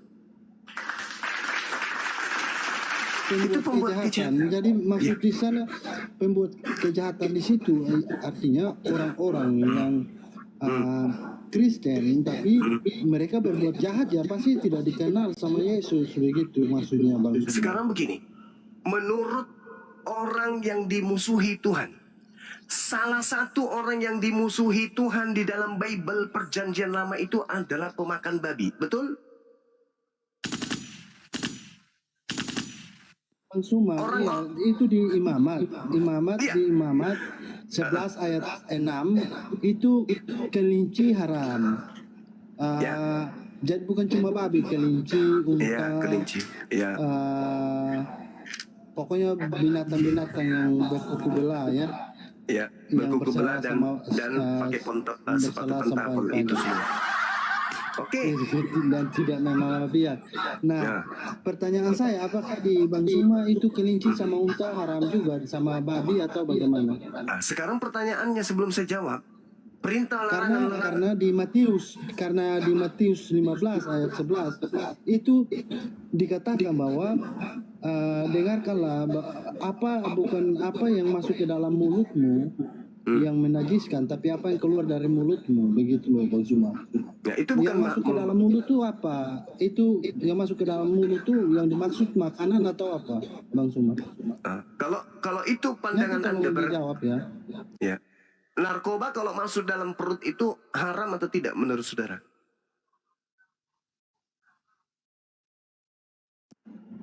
Haram. Loh, tadi dalilnya apa yang masuk dalam perutmu itu tidak najis. Yang mana yang betul ini? Ini bahas tentang makanan haram ini, Bang Suma. Jadi kan itu kan kelinci kan berbicara di sana Matius 15 itu berbicara tentang makanan yang haram dan halal. Iya, betul. Sekarang berarti konteksnya di sana berbicara tentang Imamat 11 ayat 6 itu sampai 7 itu. 7. Ya, betul. Nah, sekarang apa yang masuk ke dalam mulut itu najis atau tidak menurut saudara? Berdasarkan dalil kitab saudara tuh. Nah, itu kan bahasnya kembali lagi ke tadi. Bahasnya ke Imamat 11 ayat 16 itu. Iya, jadi pada saat itu murid-murid pada saat itu murid-murid bertanya kepada Yesus tentang makanan yang diharam yang dimaksud di dalam Imamat 11 ayat 6 sampai 7 itu. Itu berarti yang dibahas tentang babi dan kelinci. Anda salah. Tapi Matius 11 akhirnya di ayat ke-11-nya bukan apa yang masuk, jawaban Yesus, apa yang masuk ke dalam mulutmu yang menajiskan, tapi apa yang keluar dari mulutmu. Sekarang pertanyaan saya. Berarti bahasnya tentang makanan haram itu yang kan murid-muridnya orang Yahudi juga kan. Mereka juga mengharamkan babi awalnya. Jadi makanya mereka bertanya kepada Yesus. Nah, tentang konteksnya tentang makanan haram yang dimaksud dalam Imamat 11 ayat 6 sampai 7 yaitu kelinci, unta, babi, apalagi pokoknya semua binatang lah yang berkuku belah, bersela sama panjang dan tidak memamah biak, gitu. Ya, pertanyaan saya kepada saudara, apakah ketika berbicara di dalam Matius 12 ini, Matius 15 itu bercerita tentang halal haramnya babi? itu kan konteksnya menuju ke sana, menuju ke Imamat 11 ayat 6 sampai 7 itu karena Sekarang muridnya kan orang Yahudi tadi Bang Suma sekarang udah mengakui. Sekarang muridnya di situ, Iya kan? pada saat muridnya makan, apakah di situ ada menu babi? Enggak kan, itu kan konteksnya ke sana, saudara. Loh, kenapa Anda larikan ke situ? Jadi murid-muridnya kan bertanya, murid-muridnya kan orang Yahudi. Iya, tapi pertanyaan Iya kan? saya, ini Orang masalah. Yahudi enggak? Kalau orang Ini Yahudi, mereka haramkan apa, Bang Suma? sekarang saya tanya, di situ membahas tentang cuci tangan atau membahas Iya, tentang cuci tangan. babi? Cuci tangan. Lalu apa hubungannya dengan babi? Itu kan sama babi juga, Bang Suma. Loh, tidak ada babi di situ. Ini masalah cuci tangan dan Tentang tidak adat cuci tangan. istiadat, ada tentang adat Ini istiadat itu. berbicara mengenai cuci tangan atau tidak cuci tangan. Bukan berbicara mengenai halal haramnya babi. Andaikan saja di situ Kan ini ada kan- babi. Bang Suma, masalahnya sini kan bukan apa yang masuk ke dalam mulut. Masa cuci tangan dikatakan masuk ke dalam mulutmu? Ini berbicara mengenai sesuatu Berarti yang najis. bahasnya tentang makanan. Bukan mengenai halal haramnya makanan, Bung. Ini mengenai makan tanpa cuci tangan atau cuci tangan. La haula wala quwata illa billah. Tak ada hubungannya dengan babi di situ. Kecuali di dalam meja, di atas meja makanan mereka itu ada babi. Lalu orang-orang Yahudi datang bertanya kepada Yesus, "Wahai Yesus, kenapa kau biarkan muridmu memakan babi?" Lalu Yesus menyatakan, bukan sesuatu yang masuk ke dalam perut itu adalah yang menajiskan, tetapi yang keluar dari mulut itulah yang menajiskan. Berarti Yesus sedang menghalalkan babi. Ini tidak ada babi di situ. Orang-orang di situ bertanya, Yesus, kenapa muridmu makan tanpa cuci tangan? Yesus mengatakan, bukan yang masuk ke dalam perut yang menajiskan. Jadi kalaupun dia makan tanpa cuci tangan, itu tak apa-apa. Tidak ada hubungannya kok saltonya ke babi. Gimana ceritanya Anda mau memasukkan ajaran Paulus? Kalau Paulus betul, tidak ada yang halal, tidak ada yang haram bagiku, semua halal. Itu kalau Paulus. Tidak bisa Anda kemudian Anda samakan kepada ajaran Yesus. 1 Korintus 6 nomor 12, Paulus berkata, segala sesuatu halal bagiku. Nah itu cocok kamu pakai, Bung. Jangan kau pakai Matius 2:15. Karena Matius 15 tidak berbicara mengenai halal haramnya babi. Gitu loh. Begini Bang Suma. Begini, orang-orang Farisi pada saat itu kan ada di situ. Iya. Nah, mereka tuh makan biasanya apa? Makan cuci tangan. Iya. Makan babi enggak? Iya kan? Makan babi enggak? Enggak makan. Enggak makan babi juga. Terus kenapa kemudian tiba-tiba babi yang jadi halal? Nah, jadi makan enggak cuci tangan. Nah, ada nggak babi di situ? Makanya murid-murid kan enggak cuci tangan. Akhirnya Iya, kan, tahu.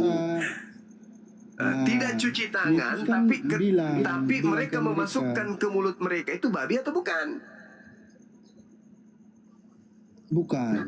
Bukan, berarti yang dihalalkan di situ babi atau bukan? Tapi jawabannya kan sudah umum itu.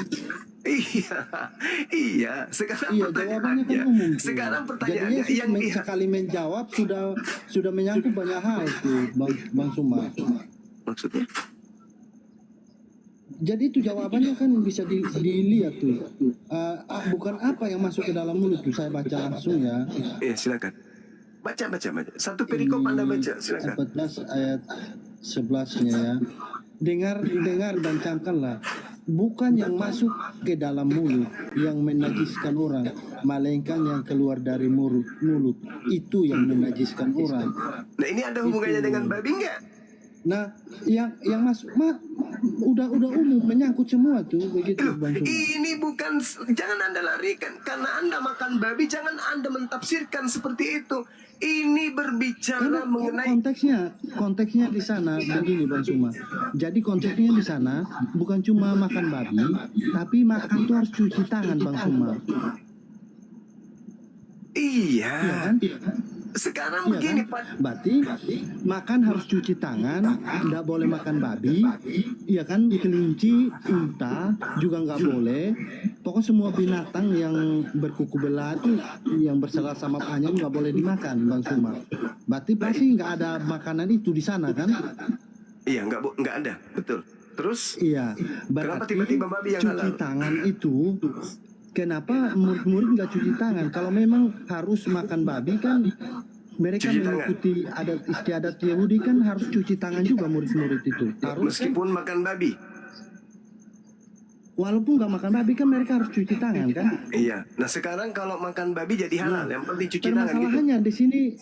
Permasalahannya di sini kita temukan bahwa ternyata murid-murid nggak melakukan cuci tangan kan? Iya. Jadi kalau Nah, cuci tangan, berarti sudah melanggar nggak itu? Berarti sudah melanggar nggak itu? Yesus mengatakan bukan yang masuk ke dalam perut Nggak. yang menajiskan. Kita apa dulu? Berarti itu sudah melanggar nggak? Kalau Melanggar tidak adat cuci tangan? istiadat. Melanggar adat istiadat. Ya adat istiadatnya nggak boleh makan babi juga, Bang Suma. Kalau babi itu, Dengan kelinci, unta nggak boleh juga. maksudnya apa sih? Biawak nggak boleh juga. Maksud saudara ini tidak ada hubungannya. Matius 15 itu tak ada hubungannya dengan babi. Alamak. Ya kan tadi kan Bang Suma akui orang Farisi nggak makan babi. Iya, Nggak makan makanya ini ketika biawak, makanya- nggak makan ini kelinci, unta, ini apalah semua binatang yang berkuku belah itu nggak boleh. Terus makannya juga kalau pas saat makan mereka harus cuci tangan. Ya, terus kenapa Kristen makan babi? Itu loh pertanyaan saya. Nah, kan cuci tangan aja udah dilanggar itu Bang Suma. Cuci tangan Iya, kan sudah pertanyaan dilanggar. saya kenapa Kristen makan babi? Apakah kalau dikatakan bisa sempurna kalau nggak boleh makan babi asal nggak cuci tangan, yang penting jangan makan babi. Memang ada dalilnya untuk Kristen itu larangan makan babi. Memang ada dalilnya, Bang. Kan bukan apa yang masuk ke dalam mulut. Bang Enggak, Suma. yang saya tanya, memang ada dalil dari Tuhan langsung kepada Kristen jangan makan babi. Kan nggak boleh apa yang masuk ke dalam mulut. Berarti Saudara, babi pertanyaan kan saya nggak masalah. ulang. Yang penting yang keluar dari mulut. Enggak, ini ucapan Yesus dengan murid Yesus. Yang saya tanya, memang ada larangan makan babi kepada Kristen? Nah, Kristen itu kan pengikut Kristus, Bang Suma. Sekarang pertanyaan saya ulang. Kalau pengikut Kristus itu boleh nggak makan babi? Orang Yahudi boleh nggak makan babi? Kalau orang Yahudi nggak. Nggak boleh. Sekarang orang Kristen Iya, boleh nggak nggak boleh. makan babi? Boleh. Nah, sekarang ada nggak larangan makan babi untuk oleh orang Kristen? Kalau memang kalau itu dia nggak makan karena alasan kesehatan atau alasan yang lain nggak masalah, tapi kalau di kita nggak masalah. Oke, sekarang saya tanya. Ketika kemudian Imamat 11 nomor 7, jangan engkau makan babi, itu haram bagimu. Itu untuk Kristen atau untuk Yahudi? Jangan apa? Gimana pertanyaan? Jangan engkau makan babi karena itu haram bagimu. Itu untuk Kristen atau untuk Yahudi? Itu kan Yahudi, Bang Suma, kan di perjanjian lama. Imamat Iya, itu kan sekarang- perjanjian lama. Oke, sekarang ada nggak larangan Tuhan makan babi untuk orang Kristen? Larangan Tuhan makan babi untuk orang Kristen. Iya. Nggak ada. Nggak ada. Tidak ada. Jadi Anda butuh nggak Matius 15 ini? Dengar dan camkanlah bukan yang masuk ke dalam mulut yang menajiskan. Butuh nggak Anda ini? Iya. Kenapa Anda butuh? Kenapa Anda butuh? Bukan karena Kristen tak ada larangan Ya, karena- makan babi. Karena itu kan bukan apa yang masuk ke mulut, Bang Suma. Loh, Tapi yang keluar dari mulut. memangnya ada dalil di Kristen itu tidak boleh memasukkan sesuatu ke dalam mulut. Emang ada dalilnya? Hei Kristen, jangan kau masukkan jangkrik ke dalam mulutmu. Ada dalilnya? Enggak ada kan? Hei Kristen, jangan kau makan babi. Ada nggak? Anda sendiri menjawabnya tak ada. Karena Tuhan kan datang bukan membawa makanan tapi bawa ajaran kan. Nah, itu tadi ajarannya siapa itu? Jangan engkau makan babi, itu haram bagimu. Itu ajaran Tuhan atau bukan? Itu kan perjanjian sama Itu orang ajaran Yahudi. itu ajaran Tuhan? Itu kan perjanjian, Ya, perjanjian. itu ajaran saudara. Tuhan atau bukan, saudara? Perjanjian beda dengan ajaran, saudara. Jadi itu jangan kau makan babi, itu bukan ajaran. Itu perjanjian dengan Itu bukan ajaran. Abraham dan keturunannya. Iya, itu bukan ajaran Tuhan kepada Abraham dan keturunannya. Itu perjanjian untuk mengikat begitu loh, mengikat antara Abraham dan Tuhan begitu loh. Itu bukan Keturunan ajaran. Abraham dan Tuhannya. Itu bukan ajaran, Bang. Perjanjian. Jadi kayak begini, Bang Suma. Bang Suma ya, misalnya janji nih sama orang, ya kan? Kalau apa nanti dikasih stempel gitu loh, sebagai tanda kepemilikan begitu. Maksudnya Jadi itu kalau zaman dulu kan itu kan kayak sunat gitu loh. itu bukan ajaran. Bukan, itu perjanjian. Oh, bukan ajaran. Ya sudahlah kalau gitu. Nah, Kalau sekarang ajaran kan itu ajaran, dengar Bang Suma, ajaran itu kayak begini. Jangan membunuh, jangan Jangan makan bersaksi babi. dusta, itu ajaran. kalau jangan makan babi, itu bukan ajaran. Mana di 10 hukum ada tertulis jangan makan babi. Loh, kan dikatakan Coba, di Bang situ Suma. jangan ada ilah lain. Iya, itu masuk ajaran. Itu masuk ajaran. Jangan ada ilah lain, artinya jangan ada perintah lain. Berarti yang harus ada hanya perintahku. Jangan kau pergi Jadi ajaran kepada itu perintah berarti lain. perintah, begitu seperti itu Bang Suma. Ajaran perintah itu Kalau ada. perjanjian berbeda. Lama. Nah, sekarang ada nggak perjanjian orang Kristen dengan Tuhannya Yahudi? Ya perjanjiannya kan Yesus bukan hanya disunat, dia dibaptis juga. Bukan, yang saya tanya, ada nggak perjanjian Itu pun Tuhannya yang dia ada nggak? disunatkan Lari lagi ke dia sunat. disunatkan Ada tidak? urus 8 hari. Ada tidak perjanjian Tuhan dalam hal ini sembahannya orang Yahudi dengan orang Kristen? Ada nggak perjanjian Tuhan dengan orang Kristen? Ada. Mana tuh? Pergilah jadikanlah semua bangsa muridku, baptis sama mereka dalam nama Bapa, Putra dan Roh Kudus. Itu perjanjian. Yang saya tanya Tuhannya Yahudi, bukan Tuhannya Kristen. Tuhannya Yahudi. Ada nggak Tuhannya Yahudi mengajarkan ajaran kepada Kristen? Ada nggak? Kami tahu Tuhan Yahudi, Tuhan Yesus kan firman Tuhan. Iya. Dan Yang saya tanya di sini adalah Elohim, bukan Yesus. Yesus itu kan Tuhannya Kristen. Yang saya tanya Tuhannya Yahudi. Ada nggak perintah Tuhannya Yahudi kepada Kristen? Ada nggak? Kristen itu muncul kapan? Kristen itu kenapa disebut Kristen? Yang sekali lagi saya tanya, ada tidak kemudian larangan Tuhan kepada Kristen untuk jangan makan babi? Ada nggak? Larangan Tuhan kepada Kristen. Bang Suma, pertanyaannya bagaimana? Kristen itu kan pengikut Kristus. Kristus itu ada kapan? Saya tahu. Sekarang gini, kalau saya ditanya, ada nggak larangan Tuhan kepada Yahudi agar jangan makan babi? Ada nggak?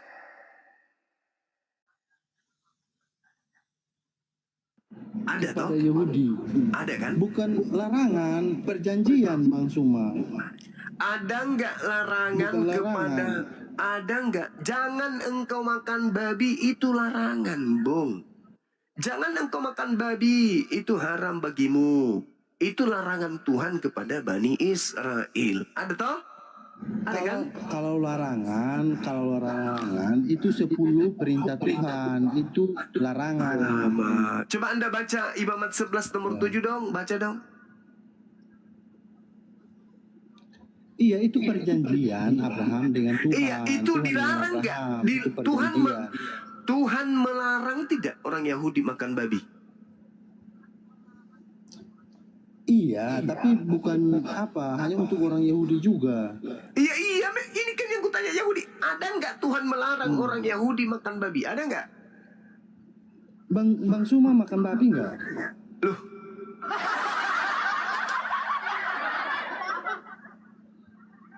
gimana ini sahabat ini, saudaraku ini? Ada tidak larangan Tuhannya Yahudi kepada orang Yahudi agar jangan makan babi? Ada nggak? Jawabannya ada. Nah, pertanyaan selanjutnya, ada nggak larangan? Begini, Pak Bang Suma, begini Bang Suma. Kalau memang itu sebuah larangan, berarti dia masuk di 10 perintah Tuhan. Masalahnya itu adalah perjanjian antara Tuhan dengan Abraham dan keturunannya Abraham. Nah, begitu. Jadi harus bisa dibedakan. Kalau perintah berbeda, kenapa? Kenapa kalau tidak ditulis di dalam 10 perintah Tuhan? Yang pertama, jangan ada padamu Allah lain di hadapanku. Terus yang keduanya mungkin dilarang makan babi lah, atau harus bersunat lah. Kan itu kalau ada itu mungkin. Pertanyaan Masalahnya kan tidak ada di situ. pertanyaan saya, ada nggak larangan kepada Yahudi jangan makan babi? Ada nggak?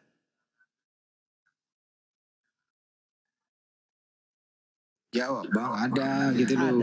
Ada. Ada. Iya, ada. Pertanyaan lanjutan, ada nggak larangan Tuhannya Yahudi kepada agama Katolik, agama Kristen untuk jangan makan babi? Ada nggak?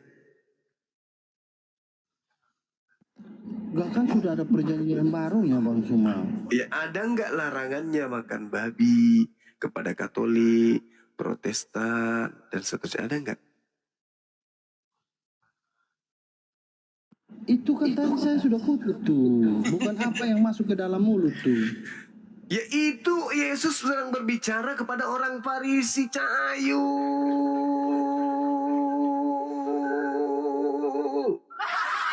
Orang Farisi itu keturunan Yakub. Sekarang yang saya tanya, ada nggak larangan Tuhan kepada orang Katolik jangan makan babi? Ada nggak? Kan Kristen kan pengikut Kristus, Pak Bang Suma.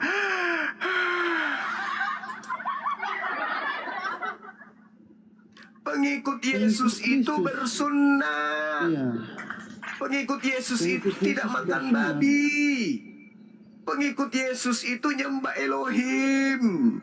Pengikut Yesus itu tidak mengenal kitab perjanjian baru. La haula wala quwata illa billah. Cahayu. Jadi Kristen itu tidak butuh pembenaran dari Matius 15 untuk makan babi. Tidak butuh, karena Kristen ini tidak ada larangannya makan babi dari sejak semula. Jadi kenapa Anda mengikat Anda dengan Matius 15? Oh, kami sudah bisa makan babi loh. Kenapa bisa? Emang dulu tidak bisa? Iya, tidak bisa loh. Mana larangannya? Iman 97 lah. Itu kan untuk orang Yahudi. Anda Yahudi bukan? Bukan. Nah itu tadi ku bilang. Penjual es tontong lewat di kampus. Rektor menjelaskan kepada mahasiswa. Penjual es tontongnya yang merasa. Kenapa Anda Semua masih mengatakan? Yahudi. Kenapa Anda mengatakan, hore, sekarang kita sudah bisa makan babi loh. Karena yang najis itu bukan yang masuk ke dalam mulut, tapi yang keluar. Loh, memang babi itu pernah haram bagi kalian?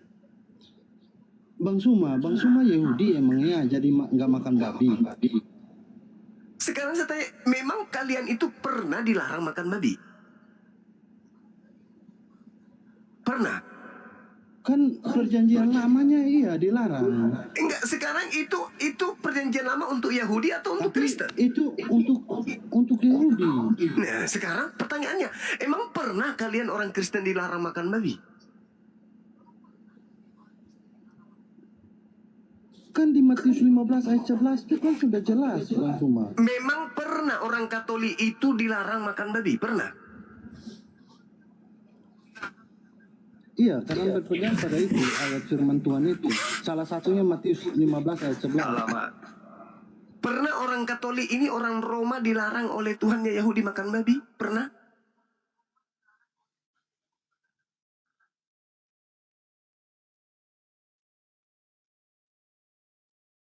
Pernah enggak? Itu Kristen, Bang Suma. Aduh, ulang-ulang nih Bang Suma, pusing saya. Kristen itu kan pengikut Kristus, Bang Suma. Saya tidak tanya terjemahan atau kepanjangan dari Kristen. Yang saya tanya, orang Katolik, orang Roma, memang pernah dilarang makan babi oleh Tuhannya Yahudi? Pernah nggak?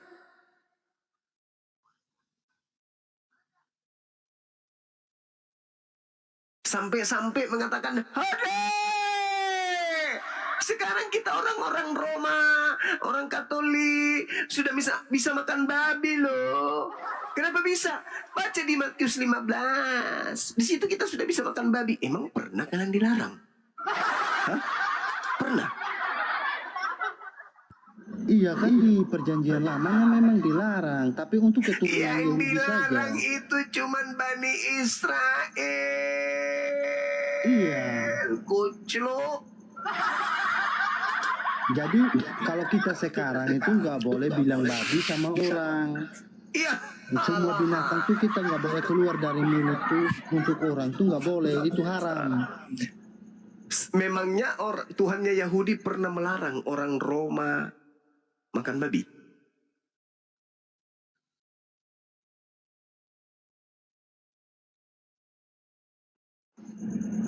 Kan tadi saya sudah bilang Bang Suma, kita ulang-ulang lagi. Pernah tidak Tuhannya Yahudi melarang orang Roma makan babi? Kenapa Bang Suma terus-terus ini makanan yang haram ini? Iya, karena Kristen membawa data Matius 15. Camkanlah, Bang Suma bukan yang masuk ke mau mulut yang menjebak saya. mengharapkan, yang menajiskan, tapi yang keluar dari mulut tahu Dionis. saya. Memang Bang Suma mau pernah ngejebakin, sebelumnya Kristen itu dilarang makan babi rupanya. Pernah? Bang Suma, Nah, Bang Suma, Nah. Bang Suma makan babi nggak? Bang Suma. Bang Han ditanya. Kalau Islam kami Islam hukumnya ada di Al-Quran, babi itu haram Bang. Itu dibilang sama Tuhannya Yahudi ya? Enggak ada urusan. Kami punya Nabi mengajarkan melalui Al-Quran babi itu haram Bang. Selesai kalau Islam, cepat dah jawabnya. Cepunan. Kristen ini loh, kenapa sih? Jawab aja Bang, bahwa Kristen itu bebas. Udah, cepetan, biar clear.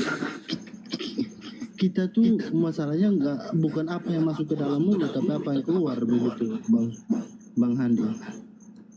Lah, emang pernah Kristen itu diharamkan memasukkan babi ke mulutnya? Pernah? Pernah Bang? Iya kan, itu kalau sudah ikut Kristus nggak seperti itu lagi. Iya, memang sebelum ikut jadi pengikut Yesus, orang Roma Katolik ini dilarang makan babi. Tapi setelah jadi pengikutnya boleh. Emang pernah dilarang? Enggak kan, Yesus itu baru ada Kristen kan? Nah, sekarang Kristen ini pernah nggak kemudian dilarang makan babi sebelum ada Yesus? Loh, Kristennya aja ada setelah ada Yesus kan? Nah, berarti yang diperintahkan Apa menurut Bang Suma? Apa menurut Bang Suma Kristen itu ada sebelum ada Yesus begitu? Sekarang begini, kalian merasa babi itu Bang Suma clearin dulu begini. Agama Kristen itu ada setelah Yesus sudah ada atau sebelum Yesus ada? Kristen itu ada sejak di Taman Eden berupa ular. Kristen ada di Taman Eden berupa ular yang mencobai Adam. Ular itu setan Bang Suma. Lah itulah kalian. Mana ada Kristen ada di Taman Eden berupa ular? Sekarang yang membantah perintah Tuhan itu setan atau bukan? Yang membantah perintah Tuhan. setan atau bukan? Setan. Ya, setan.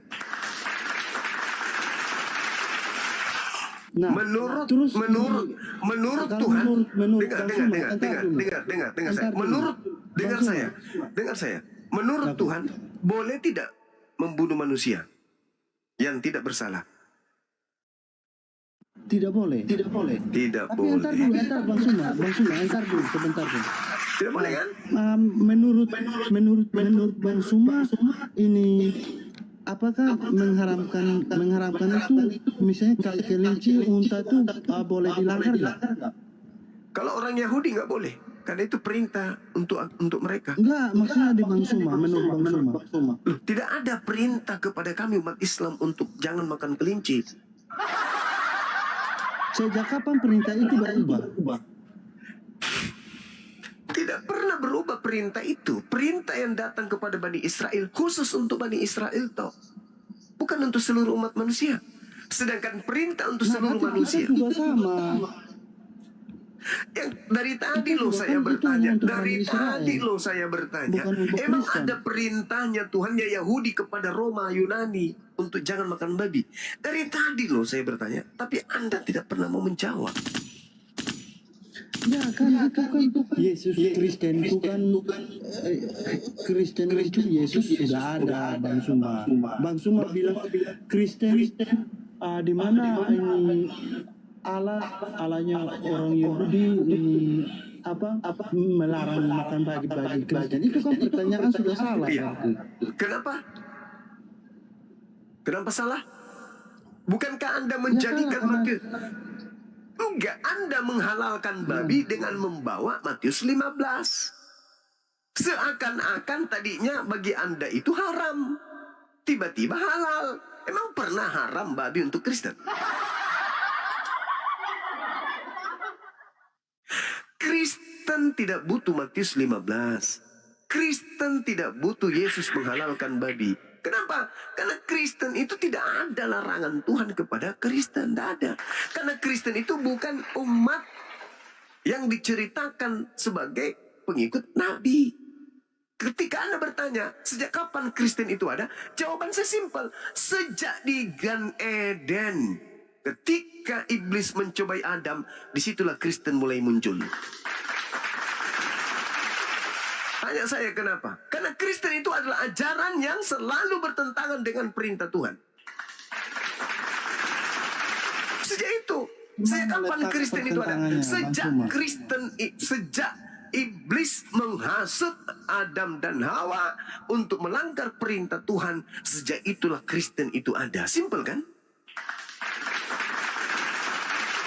Karena Kristen itu adalah kelompok pembangkang perintah Tuhan. Itulah Kristen.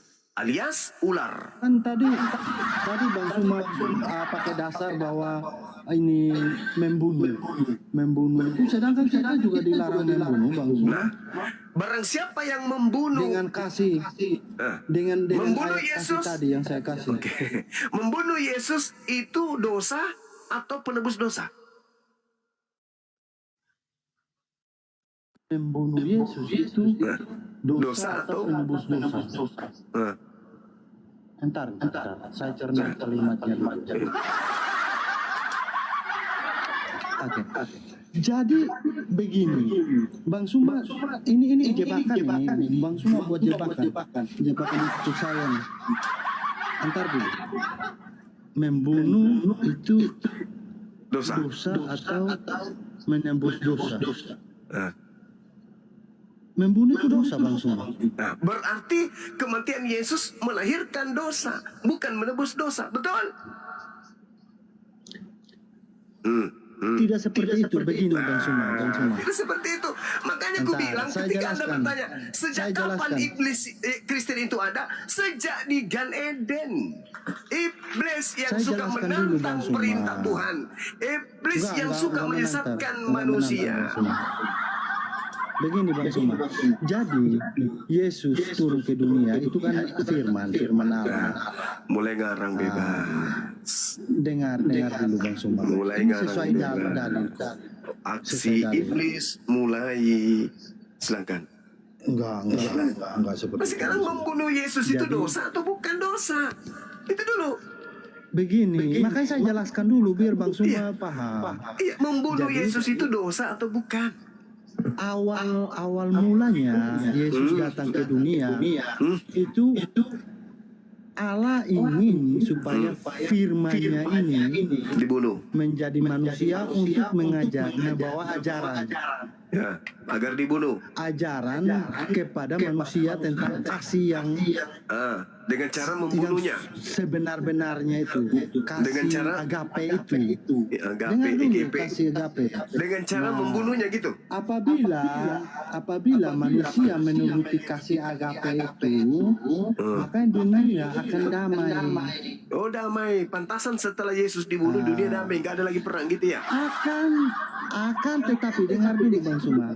Akan tetapi karena manusia menolak kebenaran itu, manusia tidak mau ada kasih di dalam dunia ini, makanya manusia mengikuti bisikan iblis untuk melenyapkan firman Allah itu.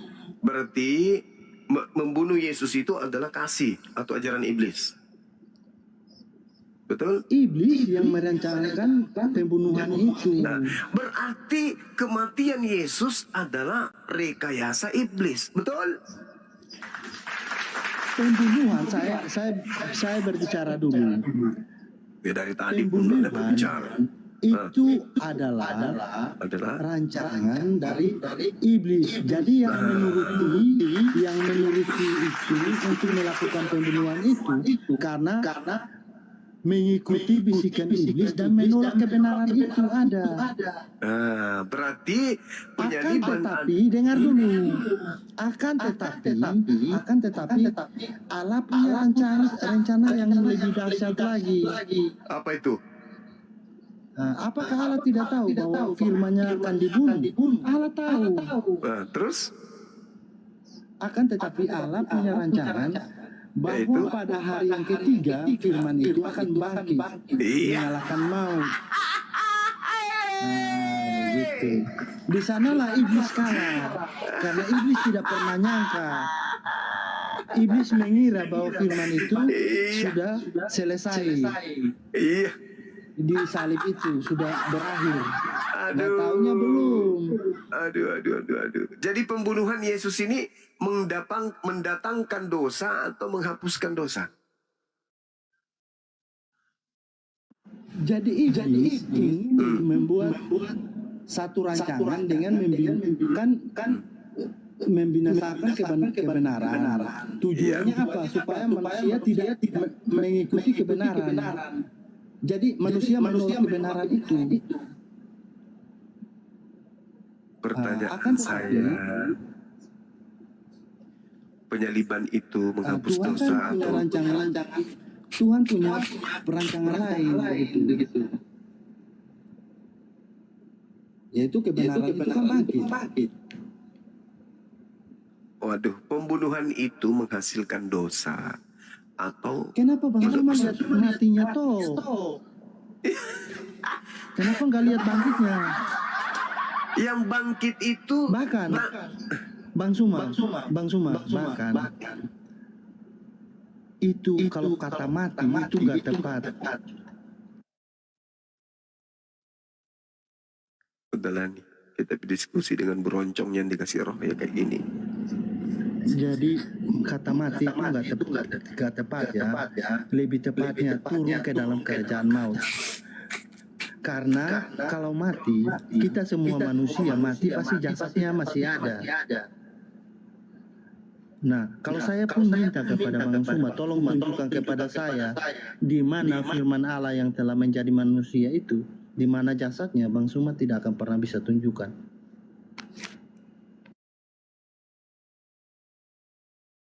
Nah, Bang Suma hilang.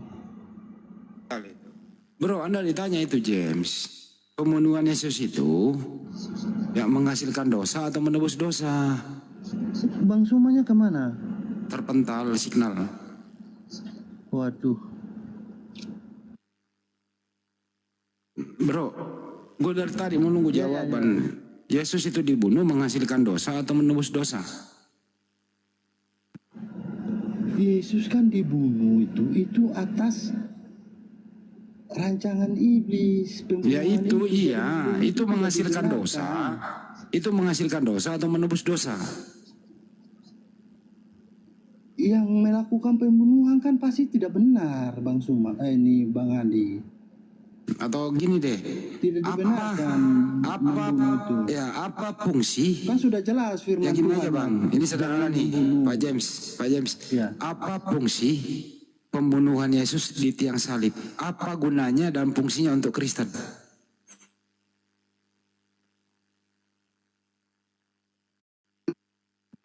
Fungsinya Coba bahwa udah kita balik lagi tuh. manusia telah fungsinya mengajarkan kepada kita manusia bahwa manusia itu menolak kebenaran itu. Itu fungsinya. Fungsinya Jadi, apa? Fungsinya untuk membawa satu ajaran bagi kita. Apa yang kita bisa petik dari sana, yaitu menandakan bahwa kita manusia itu selalu menolak kebenaran itu. Sehingga kita akan membuat berbagai macam cara untuk menghilangkan kebenaran itu. Seperti itu. Pembunuhan Yesus itu benar atau salah? Kan tadi saya sudah jelaskan. Pak James juga kuat Jadi, begadang juga pembunuhan nih itu. melawan arah. Cakar dulu Kika, lanjut dulu Pak Lewai guys.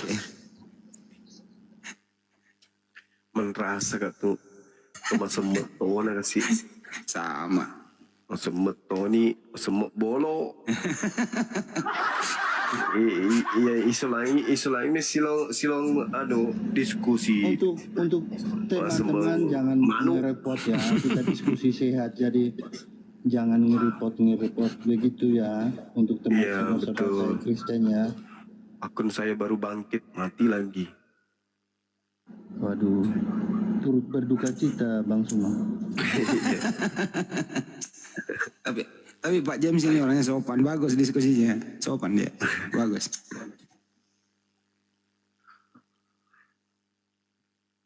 Ya Pak James kalau lagi capek istirahat, ini di Pak James di mana? NTT ya bang? Enggak, Di mana bang? ini apa di Bali? Di Bali. Iya. Oh di Bali. Hati-hati di Bali, bang jalan-jalan ke Pantai Kuta itu, hati-hati di sana, banyak beli-beli telanjang gitu ya. Enggak, saya enggak suka begitu Bang Andi. Takut nanti Sina lagi, nanti Bang Suma khotbah saya lagi.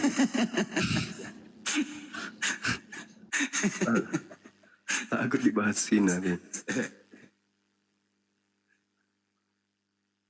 Tapi menurut Pak James sebenarnya itu iman sama akal itu bang harus sinkron atau akal nggak perlu sinkron sama iman bang? Gimana akalnya bang?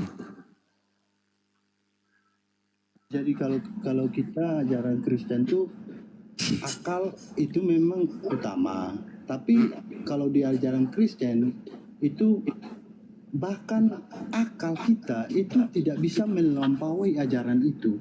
Tapi ajaran itu melampaui dari akal kita. Begitu. Jadi akal kita itu nggak seberapa dibanding ajaran itu. Jadi ajaran itu nggak masuk akal. Bukan nggak masuk akal, tapi melebihi akal kita, akal kita, begitu, Bang Andi. Kalau melebihi Jadi akal bukan itu di bawah akal-akalan kita, jadinya bang. tapi melebihi. Waduh, bukan kalimatnya begitu juga, Bang. Pusing saya, Bang Andi. Contoh gini bang, Yesus itu kan manusia. Nah, terus Kristen datang dia Tuhan. Nah Yesus Tuhan ini masuk akal atau tidak masuk akal bang? Tuhan itu kan dari kata Tuhan, Bang Andi. Oke. Iya Jadi kan? Yesus itu bukan Tuhan, nggak disembah ya Yesus ya? Tuhan tuh kan itu gelar, itu diletakkan pada satu pribadi yang memiliki kuasa, begitu. Itu masuk akal? Masuk akal. Dari mana masuk akalnya Kan bahwa lebih dari Yesus? akal. Dari mana masuk akalnya kalau Yesus itu maha kuasa?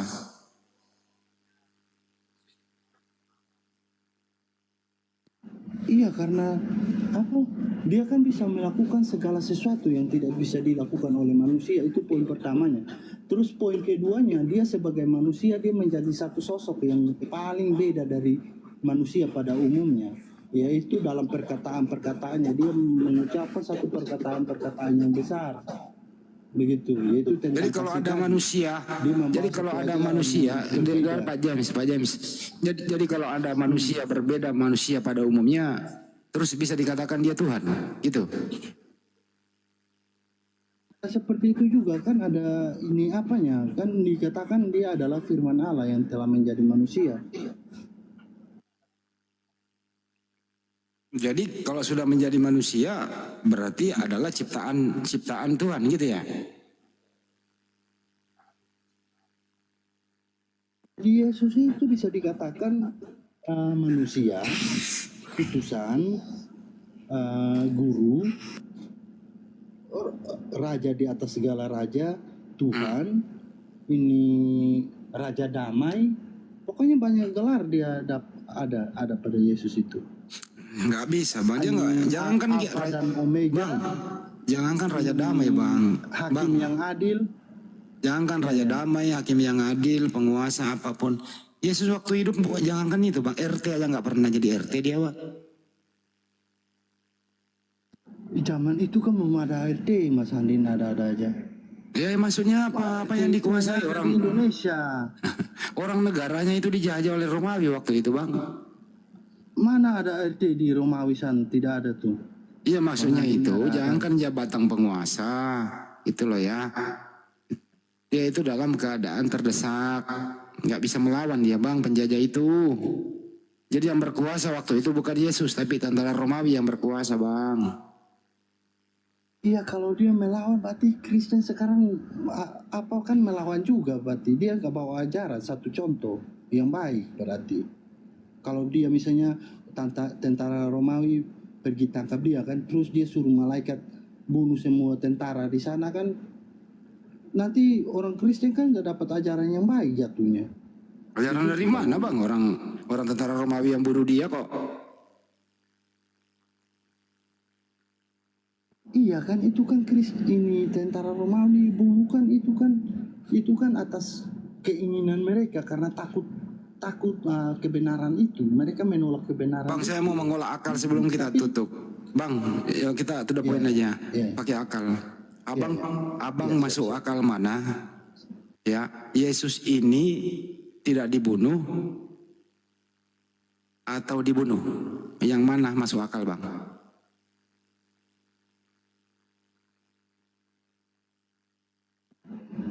Yang masuk akal Yesus ini dibunuh atau tidak dibunuh? Ya. Nah pertanyaannya, masalahnya ini sudah terjadi, pembunuhan itu sudah terjadi. Artinya kalau pembunuhan itu terjadi, sudah terjadi nih. Menurut abang masuk akal nggak itu pembunuhan itu bang? Kan tadi saya sudah jelaskan masuk akalnya karena begini, manusia kan menolak kebenaran. Ya kan? Jadi manusia mengikuti bisikan-bisikan iblis sehingga membunuh. Tujuannya apa? Untuk melenyapkan kebenaran itu supaya orang tidak selamat. Ya, Karena artinya akal Anda mengatakan bahwa pembunuhan itu tidak menghasilkan dosa, tapi menebus dosa, begitu? seperti itu. Jadi Yesus itu pun terangkat ke surga itu bukan untuk datang ke dunia, bukan untuk itu. Nah inilah yang dimaksud tadi Bang Juma, artinya Anda mengikuti. Lebih tepatnya Yesus itu datang bukan untuk ini apa, tapi untuk memutuskan kutuk dosa, begitu. Inilah yang dimaksud tadi Pak James, bahwa Anda ini sebenarnya ini secara Anda tidak sadar karena berada di bawah pengaruh, mohon maaf ya, iblis yang menggoda manusia itu. Artinya apa? Anda ini seide dengan iblis, ingin membunuh Yesus, gitu. Kenapa demikian? Karena kalau izin dulu Bang, kalau kenapa demikian? Kalau tidak ada pembunuhan di tiang salib, Kristen nggak ada, Kristen nggak punya Tuhan. Ya memang harus ikut selera iblis agar Kristen ini eksis, punya Tuhan dan sarana penebusan dosa. Kan gitu ya Bang ya? Bukan seperti itu juga, tapi begini Bang Handi. Ya gimana Bang? Nah Yesus ini kan turun sebagai manusia nih. Sebagai manusia ya, sebagai manusia sudah pasti manusia mati nggak Bang Handi? Manusia mati tepat pada waktunya Bang. Iya manusia mati kan tepat pada waktunya menurut Bang Handi. Tapi mati kan manusia mati kan? Nggak ada manusia yang abadi Bang. Kalau manusia nggak mati apakah bisa dikatakan manusia? Apa? Mulai bingung kan? Ini saya pakai gaya Bang Suma nih. Iya. Apakah manusia kalau jika tidak mati bisa dikatakan manusia? Ya manusia mati Bang. Yesus kan pernah mati 3 hari Bang.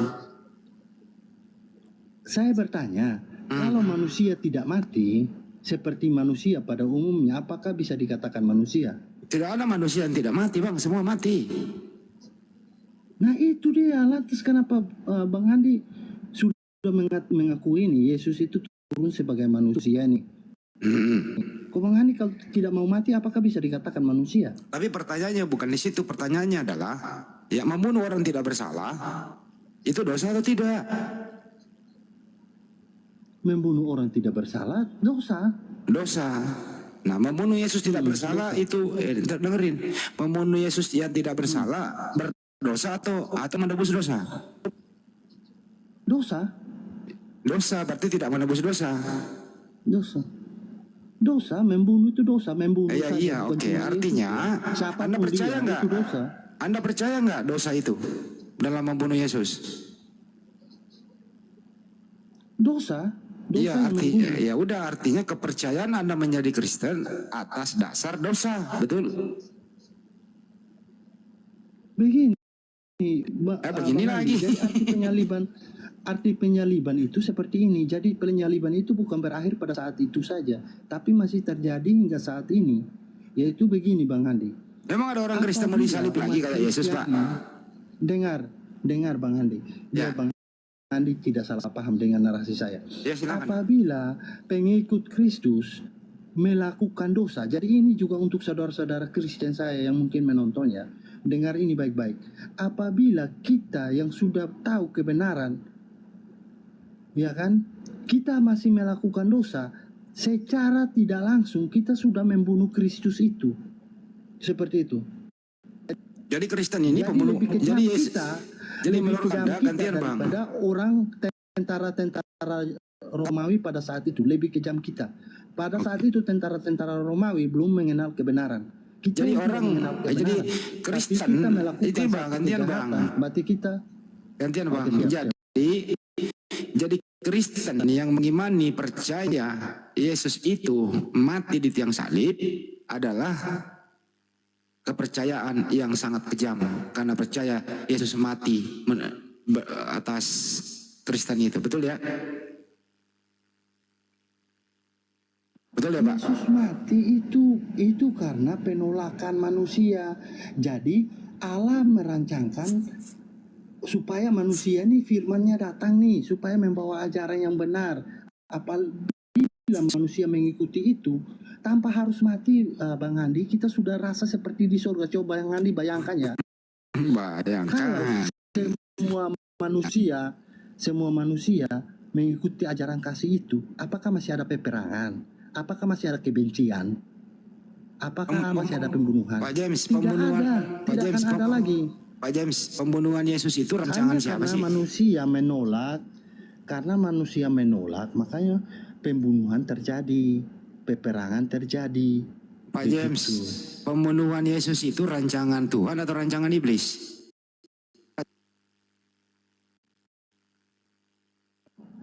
Pembunuhan itu terjadi itu atas kehendak. Jadi kita kan manusia kan diberikan. Saya nggak nanya ya, dengerin dulu Pak James, kadang-kadang nggak ngerti. Pembunuhan Yesus itu rancangan Tuhan atau rancangan iblis?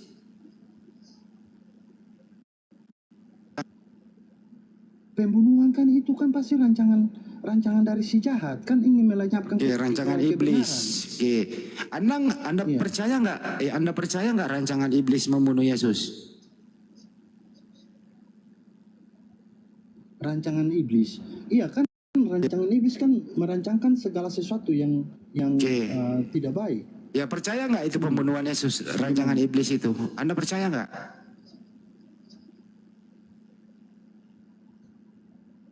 Kok percaya? Percaya maksudnya dalam arti apa? Anda mengimani nggak pembunuhan Yesus di tiang salib, rancangan iblis itu? Kok mengimani? Anda percaya atau Anda percaya? Pak, kadang-kadang Pak James kadang-kadang nggak mau ini, udah tahu pertanyaan tapi ngeles jawabnya gitu. Saya pertanyaannya. Enggak, saya ulang ya. Saudara, saya ulang dari awal nih. Saya ulang dari awal. Anda tadi udah mengakui pembunuhan Yesus itu rancangan iblis. Betul? Iya. Oke. Anda mengimani nggak pembunuhan Yesus? Mengimani pembunuhan Yesus? Mengimaninya bagaimana? Anda percaya nggak? Anda percaya nggak pembunuhan? Pertanyaannya. Anda percaya nggak pembunuhan itu ada? Kalau pembunuhan itu terjadi, iya, saya percaya karena sudah tercatat ya. Oke, baik. Ada bukti-buktinya, makanya saya percaya ada. Ada terjadi hal itu. Ya. Berarti kepercayaan terjadi agama itu. Bentar dulu, Bang. Kepercayaan agama Anda sebagai Kristen adalah saya ulang ya. Jadi kepercayaan Anda sebagai Kristen pembunuhan Yesus adalah kepercayaan tadi adalah kehendak iblis, begitu. Salah, Bang Andi. Loh, kehendak siapa Yesus mati? Itu sudah fakta. Begini Bang Andi. Ya. Jadi pembunuhan itu adalah fakta yang sudah tercatat, sudah tertulis. Makanya kami percaya bahwa terjadi pembunuhan. Begitu. Iya, percaya artinya kalau Anda percaya. Kami dengerin Pak James. Hal itu bukan. Kalau Anda percaya, kami menginginkan hal itu. Anda percaya pembunuhan itu artinya Anda percaya kehendak iblis, kan gitu, Bang. Selesai itu. Percaya kehendak iblis bagaimana? Ya, kehendak iblis kan membunuh. Saya ulang kembali, mundur. Kehendak siapa membunuh Yesus di tiang salib? Kehendak iblis atau kehendak Tuhan? Iblis. Ya, iblis. Anda percaya nggak tuh? Iya. Percaya, berarti iman Anda berdiri di atas. Ya, artinya sebentar, Bang. Jadi dengerin. Bukan. Jadi iman Anda, ntar dulu. Jadi iman Anda berdiri di atas kehendak iblis. Selesai. Begini Bang Handi. Begini melulu sih. Umat Kristen percaya akan fakta yang tertulis. Nah, faktanya menuliskan bahwa Yesus itu dibunuh di tiang salib. Ya, yang menghendaki pembunuhan itu siapa? Percaya hal itu benar-benar terjadi. Yang menghendaki pembunuhan Yesus di tiang salib siapa? Bang Handi bertanyanya begini, kalian umat Kristen mau nggak Yesus dibunuh? Tentu pasti umat Kristen jawab, nggak mau. Gitu Bang Handi. Terus yang menghendaki Yesus mati di tiang salib siapa? Kan tadi saya sudah jelaskan Bang Handi. Iblis. Faktanya adalah iblis dengerin dulu Bang, ini kesimpulannya ya. Pak James dengerin, ini kesimpulannya ya. Kesimpulannya bagaimana? Faktanya adalah iblis yang menghendaki Yesus mati di tiang salib. Datang Kristen percaya bahwa Yesus mati di tiang salib. Artinya kepercayaan Anda adalah kehendak iblis membunuh Yesus di tiang salib. Jadi kepercayaan Anda sinkron dengan kemauan iblis. Begitu kesimpulannya, Bang. Oke. Bang Andi kenapa lihat mati terus ya? Aduh ampun dah. Ya bangkitnya kan 3 hari dulu, Bang. Kelahiran. Dengar. Bang Andi kalau buka kelahiran, pasti manusia. Kan tadi saya sempat ungkit ke manusia tuh. Ya kan manusia, Bang Andi sendiri akui manusia itu harus mati. Kalau gak mati berarti bukan manusia dong. Ya kan? Ya. Nah, terus masalahnya dibangkit ini. Nah, terus Bang Handi mento aja dimati aja. Ya udah, Lain kalau- lagi pokoknya, mati aja. Nah, sedangkan kita sekarang nih Bang Handi, kita kan dijanjikan ini setelah mati, ya kan? Ya udah, jangan ke kita. Di Yesus akhir ini zaman, ya kita kembali di- ke Yesus saja, Bang. kita Menurut Anda itu dijanjikan. setelah Yesus mati itu bangkit sendiri apa dibangkitkan, Bang? Mati lagi. Aduh, ampun dah. Enggak, ini kan bangkit lagi. Ini kita maju nih. Nah, ini kan di dalam Oh, kubur bangkit, 3 oke, hari. siap. Ntar dulu, Seru Bang. nih. Ya kan di dalam kubur nih 3 hari nih. Yesus kan pernah jadi mayat, kehilangannya. Ntar dulu, Bang. Yesus pernah kehilangan mayat, nyawa di dalam mayatnya yang dikubur gitu ya. 3 hari kemudian tiba-tiba mayat itu hidup lagi. Bener nggak, Bang? Nah, bangkitlah dia itu. Menurut Abang, Berarti mati enggak? Berarti Kenapa, Bang? mati enggak? Berarti kan mati Yesus, enggak? kan Yesus mati dikubur, tidak dikubur mati, Bang, nggak dikubur hidup-hidup. Enggak mati enggak menurut Bang Handi? Matilah di dalam kubur kok, masa dikubur hidup-hidup? Mayatnya mana? Ya kan pernah menjadi mayat, gitu ya. Ya, Terus mayatnya kemudian, mana? dengerin dulu, Bang. Saya nanti ke sana. Iya, iya, iya. 3 hari di dalam kubur. Pertanyaan saya, Yesus ini dikubur mati atau dikubur hidup-hidup?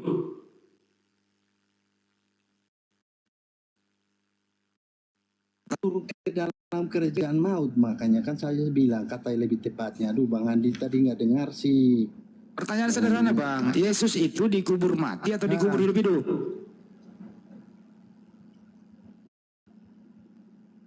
Mati. Mati. Berapa hari mati, Bang?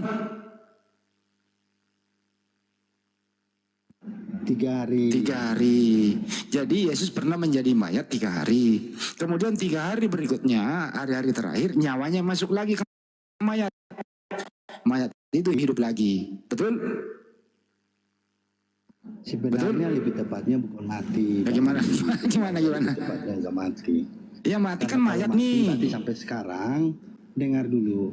Kenapa saya bilang nggak tepat kalau dibilang mati? Kalau dibilang mati, berarti sampai saat ini mayatnya masih ada. Iya, mati 3 hari, Bang. Kan kita mau ke sana nih. Permasalahannya, Bang, dengerin dulu, Bang. mayatnya Kita mau ke nggak sana. ada.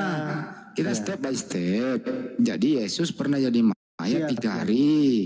Terus kemudian nyawanya masuk lagi. Hidup tuh mayat. Kan waktu hidup mayat ini hidup, dia mau keluar dari kuburan, Bang. Itu terjadi gempa bumi. Ya, orang-orang kudus juga bangkit dari kubur. Terbuka kuburan, Yesus juga naik, bangkit. Hidup lagi dia tuh mayat. Menemui murid-murid. Murid-muridnya kaget. Dikira dia hantu. Yesus berkata, aku bukan hantu. Hantu tidak punya daging dan kulit. Masih kaget dia. Gak percaya. Yesus minta ikan goreng. Dia makan, menandakan dia manusia. Paham sampai sini, Bang? Paham.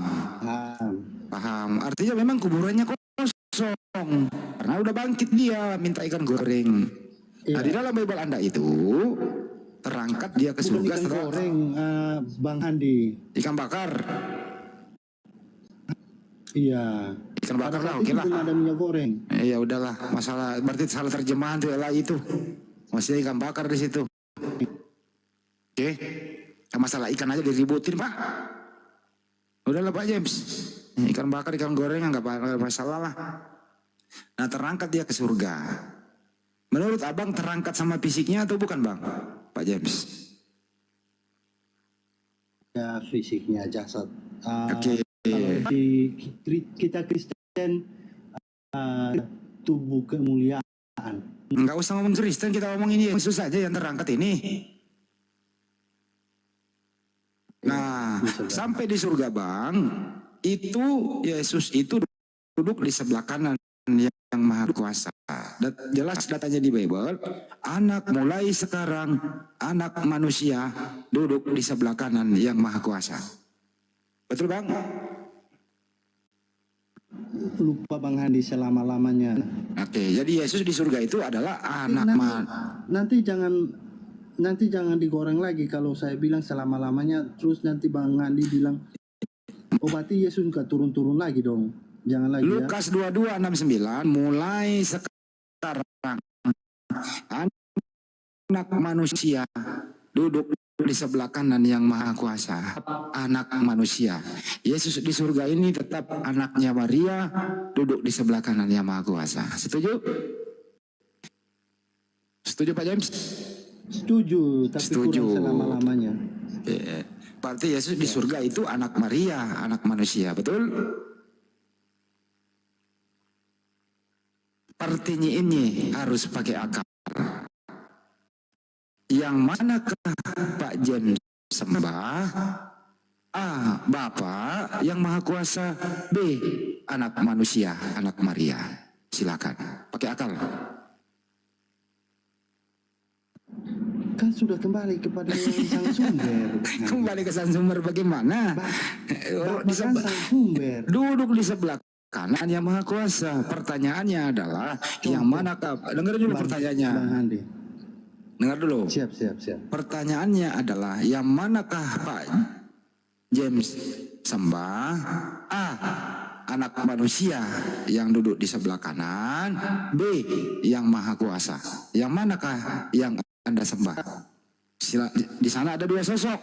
Satu yang maha kuasa, satu anak manusia. Yang mana Pak James sembah? Silakan. Jadi kami itu sama seperti Bapak juga. Kami harus taat kepada Yesus. Taat kepada Yesus sama artinya taat kepada Bapa. Saya nggak nanya taatnya yang mana Pak James sembah, Yesus atau Bapak? Ya kami sembahkan Allah yang maha hidup. Yang berarti Yesus nggak disembah. Itu. Berarti Yesus nggak disembah ya? Itu kan di dalamnya ada ini Bapa yang sebagai sang sumber. Ada Roh Kudus yang memberi hidup. Yang saya tanya Bang, yang manakah yang Anda sembah? Firman. Dengar dulu Bang, yang manakah yang Anda sembah? A. Bapak, B. Anaknya Maria. Kayak ujian nasional ya. Kok pakai pilihan ganda lagi? Ya biar nggak muter. Bang Andi puyeng saya. Mau tidur saya. Udah aku mau tidur. Iya. Ya, makasih banyak saudara semua ya. Besok datang lagi ya Pak James ya, dengan suasana yang lebih segar gitu ya. Lagi dah puyeng saya. Ya silakan Pak James ada closing statement menilai kita diskusi pada malam hari ini, apakah ada hujatan atau ada seperti apa? Silakan Pak James. Enggak, bagus kok diskusi, bagus. Ya jadi di sini kita bermain logika gitu. Jadi saya juga tadi melihat pertanyaan-pertanyaan dari Bang Sumba juga ya, dia melontarkan pertanyaan-pertanyaan yang memang itu kalau kita cerna juga ya cukup orang yang bisa memakai akal yang mungkin masih bisa menjawab ya. Tapi kalau orang yang belum bisa menjawab, pasti marah-marah ada bawaannya seperti itu. Tapi ya saya puji syukur saya masih bisa menjawab ya. Puji syukur masih bisa masih bisa sehat ya. Itu soalnya bukan kalau bukan saya Bang, menjawab. Ada dua kemungkinan Bang. Bang, ada dua kemungkinan kalau sering diskusi sama Bang Jum, ada dua kemungkinan. Anda berakal memeluk Islam atau bisa Anda kena depresi. Benar Bang? Dua kemungkinan itu, bisa depresi atau kembali ke Islam. Itu doang sih.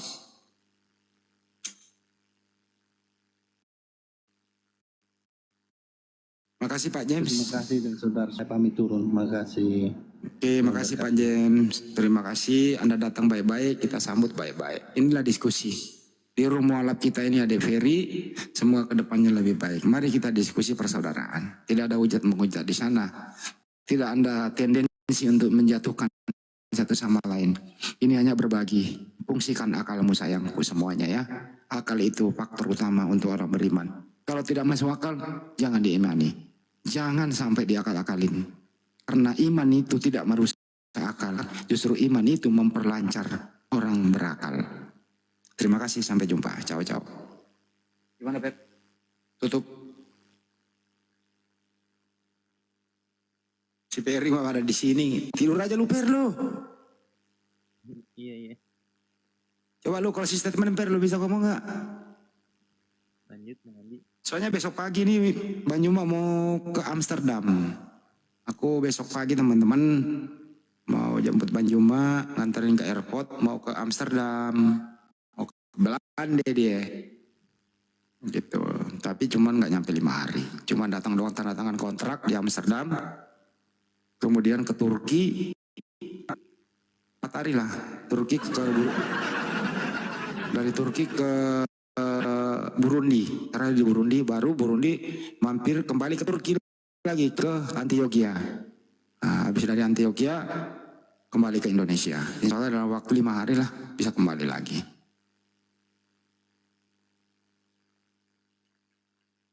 Loh, siapa yang bercanda juga beda? Kagak, ini bener. Ya elah. Kira gue bercanda lagi besok. Pesawatnya itu jam 11 siang ke Amsterdam. Dari Amsterdam ke Turki. Dari Turki ke Burundi. Burundi kembali ke Antioquia. Nah, di sana nanti di Turki berangkat kembali ke Indonesia. Gitu ya. Jadi saya ini nggak tidur sama si Peri. Kalau ketiduran, waduh bisa bablasang ini gitu. Oke? Wah, nggak ke Kolombia dong. Ngapain ke Kolombia? Nggak. Amsterdam doang.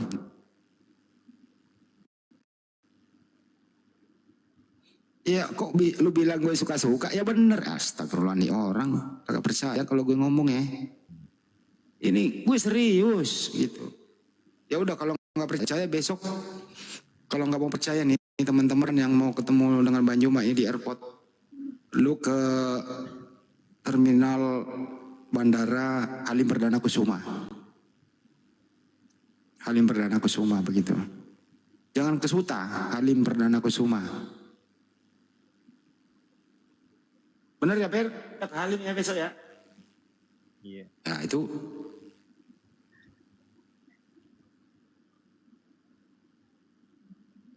Gak percaya lu pada kalau gue ngomong ya.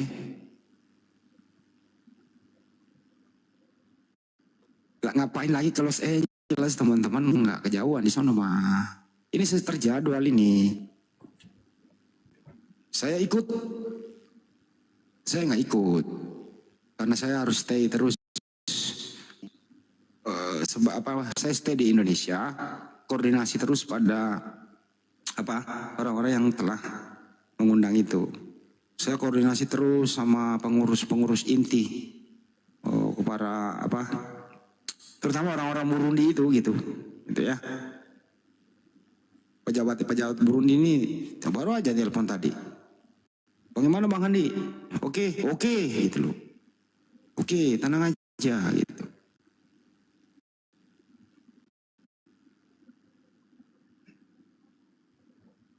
Ya kurang lebih sepekan lah ya.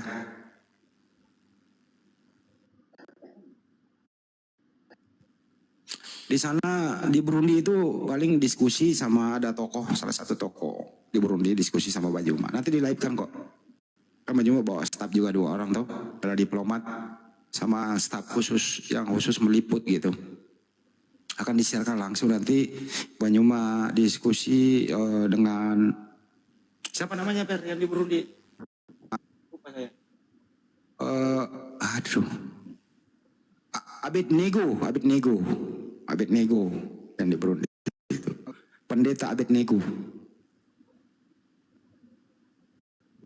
Kagak percaya lu. Pendeta Abednego ini undangannya ada. Nah yang di Amsterdam tunggu aja dulu di situ ya. Gitu. Orang Burundi lu bilangin Samsul Rere, mana ada Burundi namanya Samsul. Wah gelap katanya.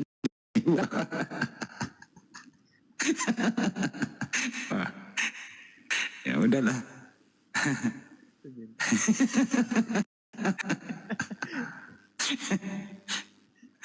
Kenapa Perdo?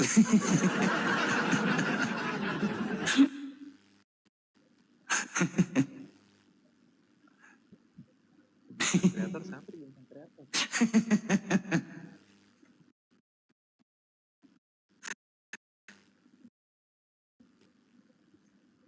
bintang kreator. Bintang kreator. Halo. Mau bicara pula.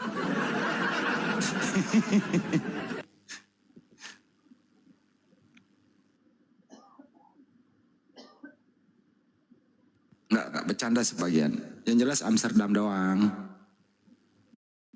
Jadi tiket PP 2 hari kok. Amsterdam. Balik lagi ke Indonesia 2 hari. 3 hari ya, kurang lebih di sana.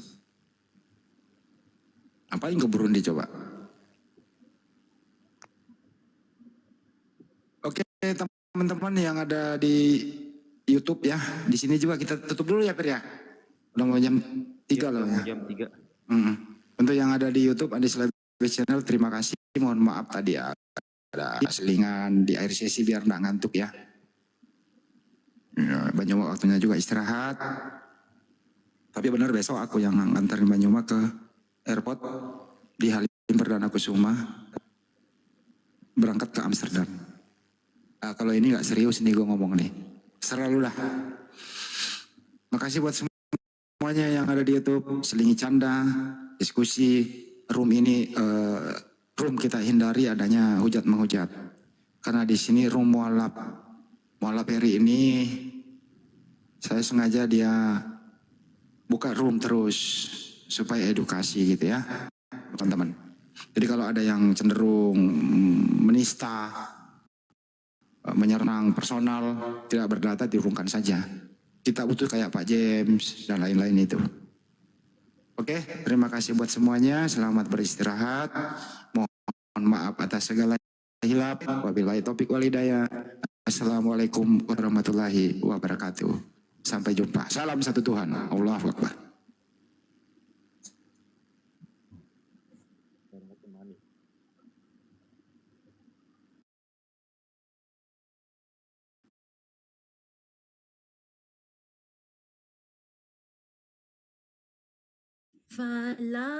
Falamma Banyak kali nggak boleh.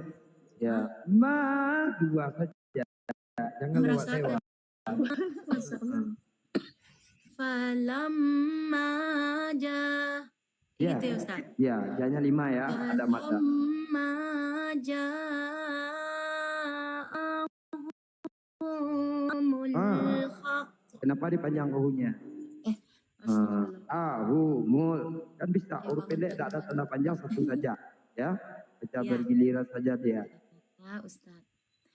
Falamma ja'ahumul haq. Ya, tahan dulu haknya. Hak. Nanti jangan hak. Kalau itu menengah namanya, wusto namanya. Ini kubro. Hak.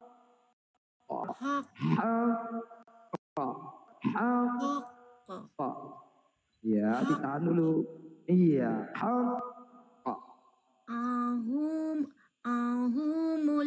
haq. Jangan dipentingkan lagu dulu ya. Ahumul, nggak usah dulu ya. Ahumul haq. Ya, yang penting tajwid dulu. Coba. Karena irama nanti panjang. Ja'ahumul haq. A-nya jelaskan ya. A. Dengan dibawa. Coba lagi. Falamma ja'ahumul haq. Iya. Udah bagus itu. Coba lanjut. Indina insyaallah min ya, min ini ain yang menyambung, jelaskan saja minnya tanpa mendengok. Min indi jangan didengok. Izhar. Coba Ustaz. Min ya. aja, min bukan min in. Ya gitu boleh ya. Ditahannya lama-lama, Kalau ditahan lama-lama itu namanya dengok. Berarti nggak dilamain ya Ustaz. Min aja ya Ustaz. Min aja itu tak dengok. Ini kakak. Indi. Ini. Kalau nun sukun bertemu dengan salah satu huruf yang 7, nunnya dibaca jelas tanpa berdengung. Hukumnya izhar. Nah, tanpa didengung, tidak berdengung ya. Jadi ini huruf kerongkongan, huruf ain kan? Ini ada ain di sini. Nah, ada kan? Ain. Ulang lagi. Jangan lama-lama. Min, itu saja. Min indi. Nah, ini dua. Indina qalu law. Nah, jangan panjang-panjang, dua saja. Oh, dua. Ya. Ya, Ustaz. Min indina qalu law. Jangan kurang juga. Qalu. Coba lurus saja tanpa beri irama. Min indina. Innya dengung, dadal dengung. Kalau nun ada ain, ya disambung ain tidak dengung. Jadi min yang tidak dengung, kalau in dengung. Ya. Coba. Min indina. In begitu. Ya. Min indina qalu laula. Gitu ya Ustaz. Iya. Qalu. Kita mau tempo ini atau tempo mana? Nah, sejajarkan selalu ya. Satu huruf, satu ketuk itu. Min indina qalu laula. Oh ya Ustaz. Utiya mithla ma utiya Musa. Rapikan saja. Mau sepanjang apapun ya, baca bergiliran hurufnya. Coba. Iya, Masya Allah. Min indina qalu. Kelebihan itu. Itu saja. Min indina qalu. Panjang kali nanya, nggak boleh. Nggak boleh panjang kali. Cuma dua ketuk. Udah. Min indina qalu laula. Kecepatannya, coba lagi. Kecepatan.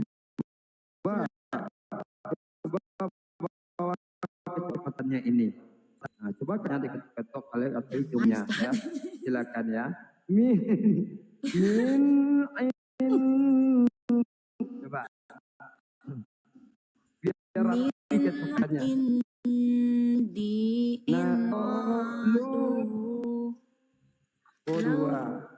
Lu dua. Coba ko dua. Coba yang dua dulu. Kakak ngerti enggak ko dua itu? Begitu. Ya, begitu kan dua kan? Gitu. Begitu kan? Begitu kan? Ya. Berarti qalu. Bukan aku kok kok. Mana itu? Qalu. Ya, ini kan. Ini kan ada takdirnya. Ya kan? Begitu. Dua ketuk atau jangan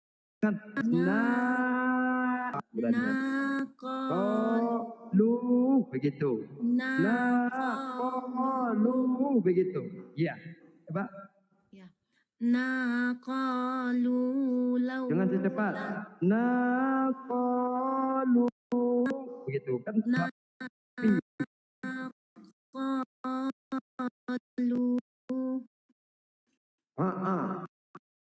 Latih itu kira. Qalu. Itu. Naqalu laula. Iya, bagus. Kalau la 5 ada ininya. Tapi kelimanya sama ya. Tinya satu. Tiya mis. Coba baca dengan gelagat ini. Tiya, coba. Tia. Tiya mis. Tiya mis. Tia mis Lama. Tia Musa. Begitu. Gua ulang lagi. Masya Allah. Min. Min indina Punya itu. Jangan cepat.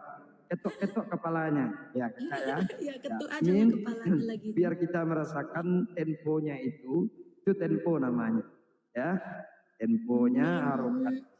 Min indina qalu. Cepat kan? Kenapa jadi cepat ya? Begitu juga ayunnya. Ayunnya berapa kilometer per jam? Ayun. Kalau di ayunnya per jam, ya kan nggak sama juga kecepatannya. Jadi ketukan itu disamakan sesuai dengan ketukan yang ada seperti jarum jam tidak berubah. Ya, kalau baca Al-Quran tidak berubah. Iya Ustaz. Kita ulang lagi. Min indina qalu laula utiya lama Musa. U2. Utiya Musa. Ya tidak. Ianya tidak. Tiya Musa. Munya 2. Tiya Musa. Jangan pentingkan lagu dulu ya. Dia lari ke Tiya Musa. Tiya Musa.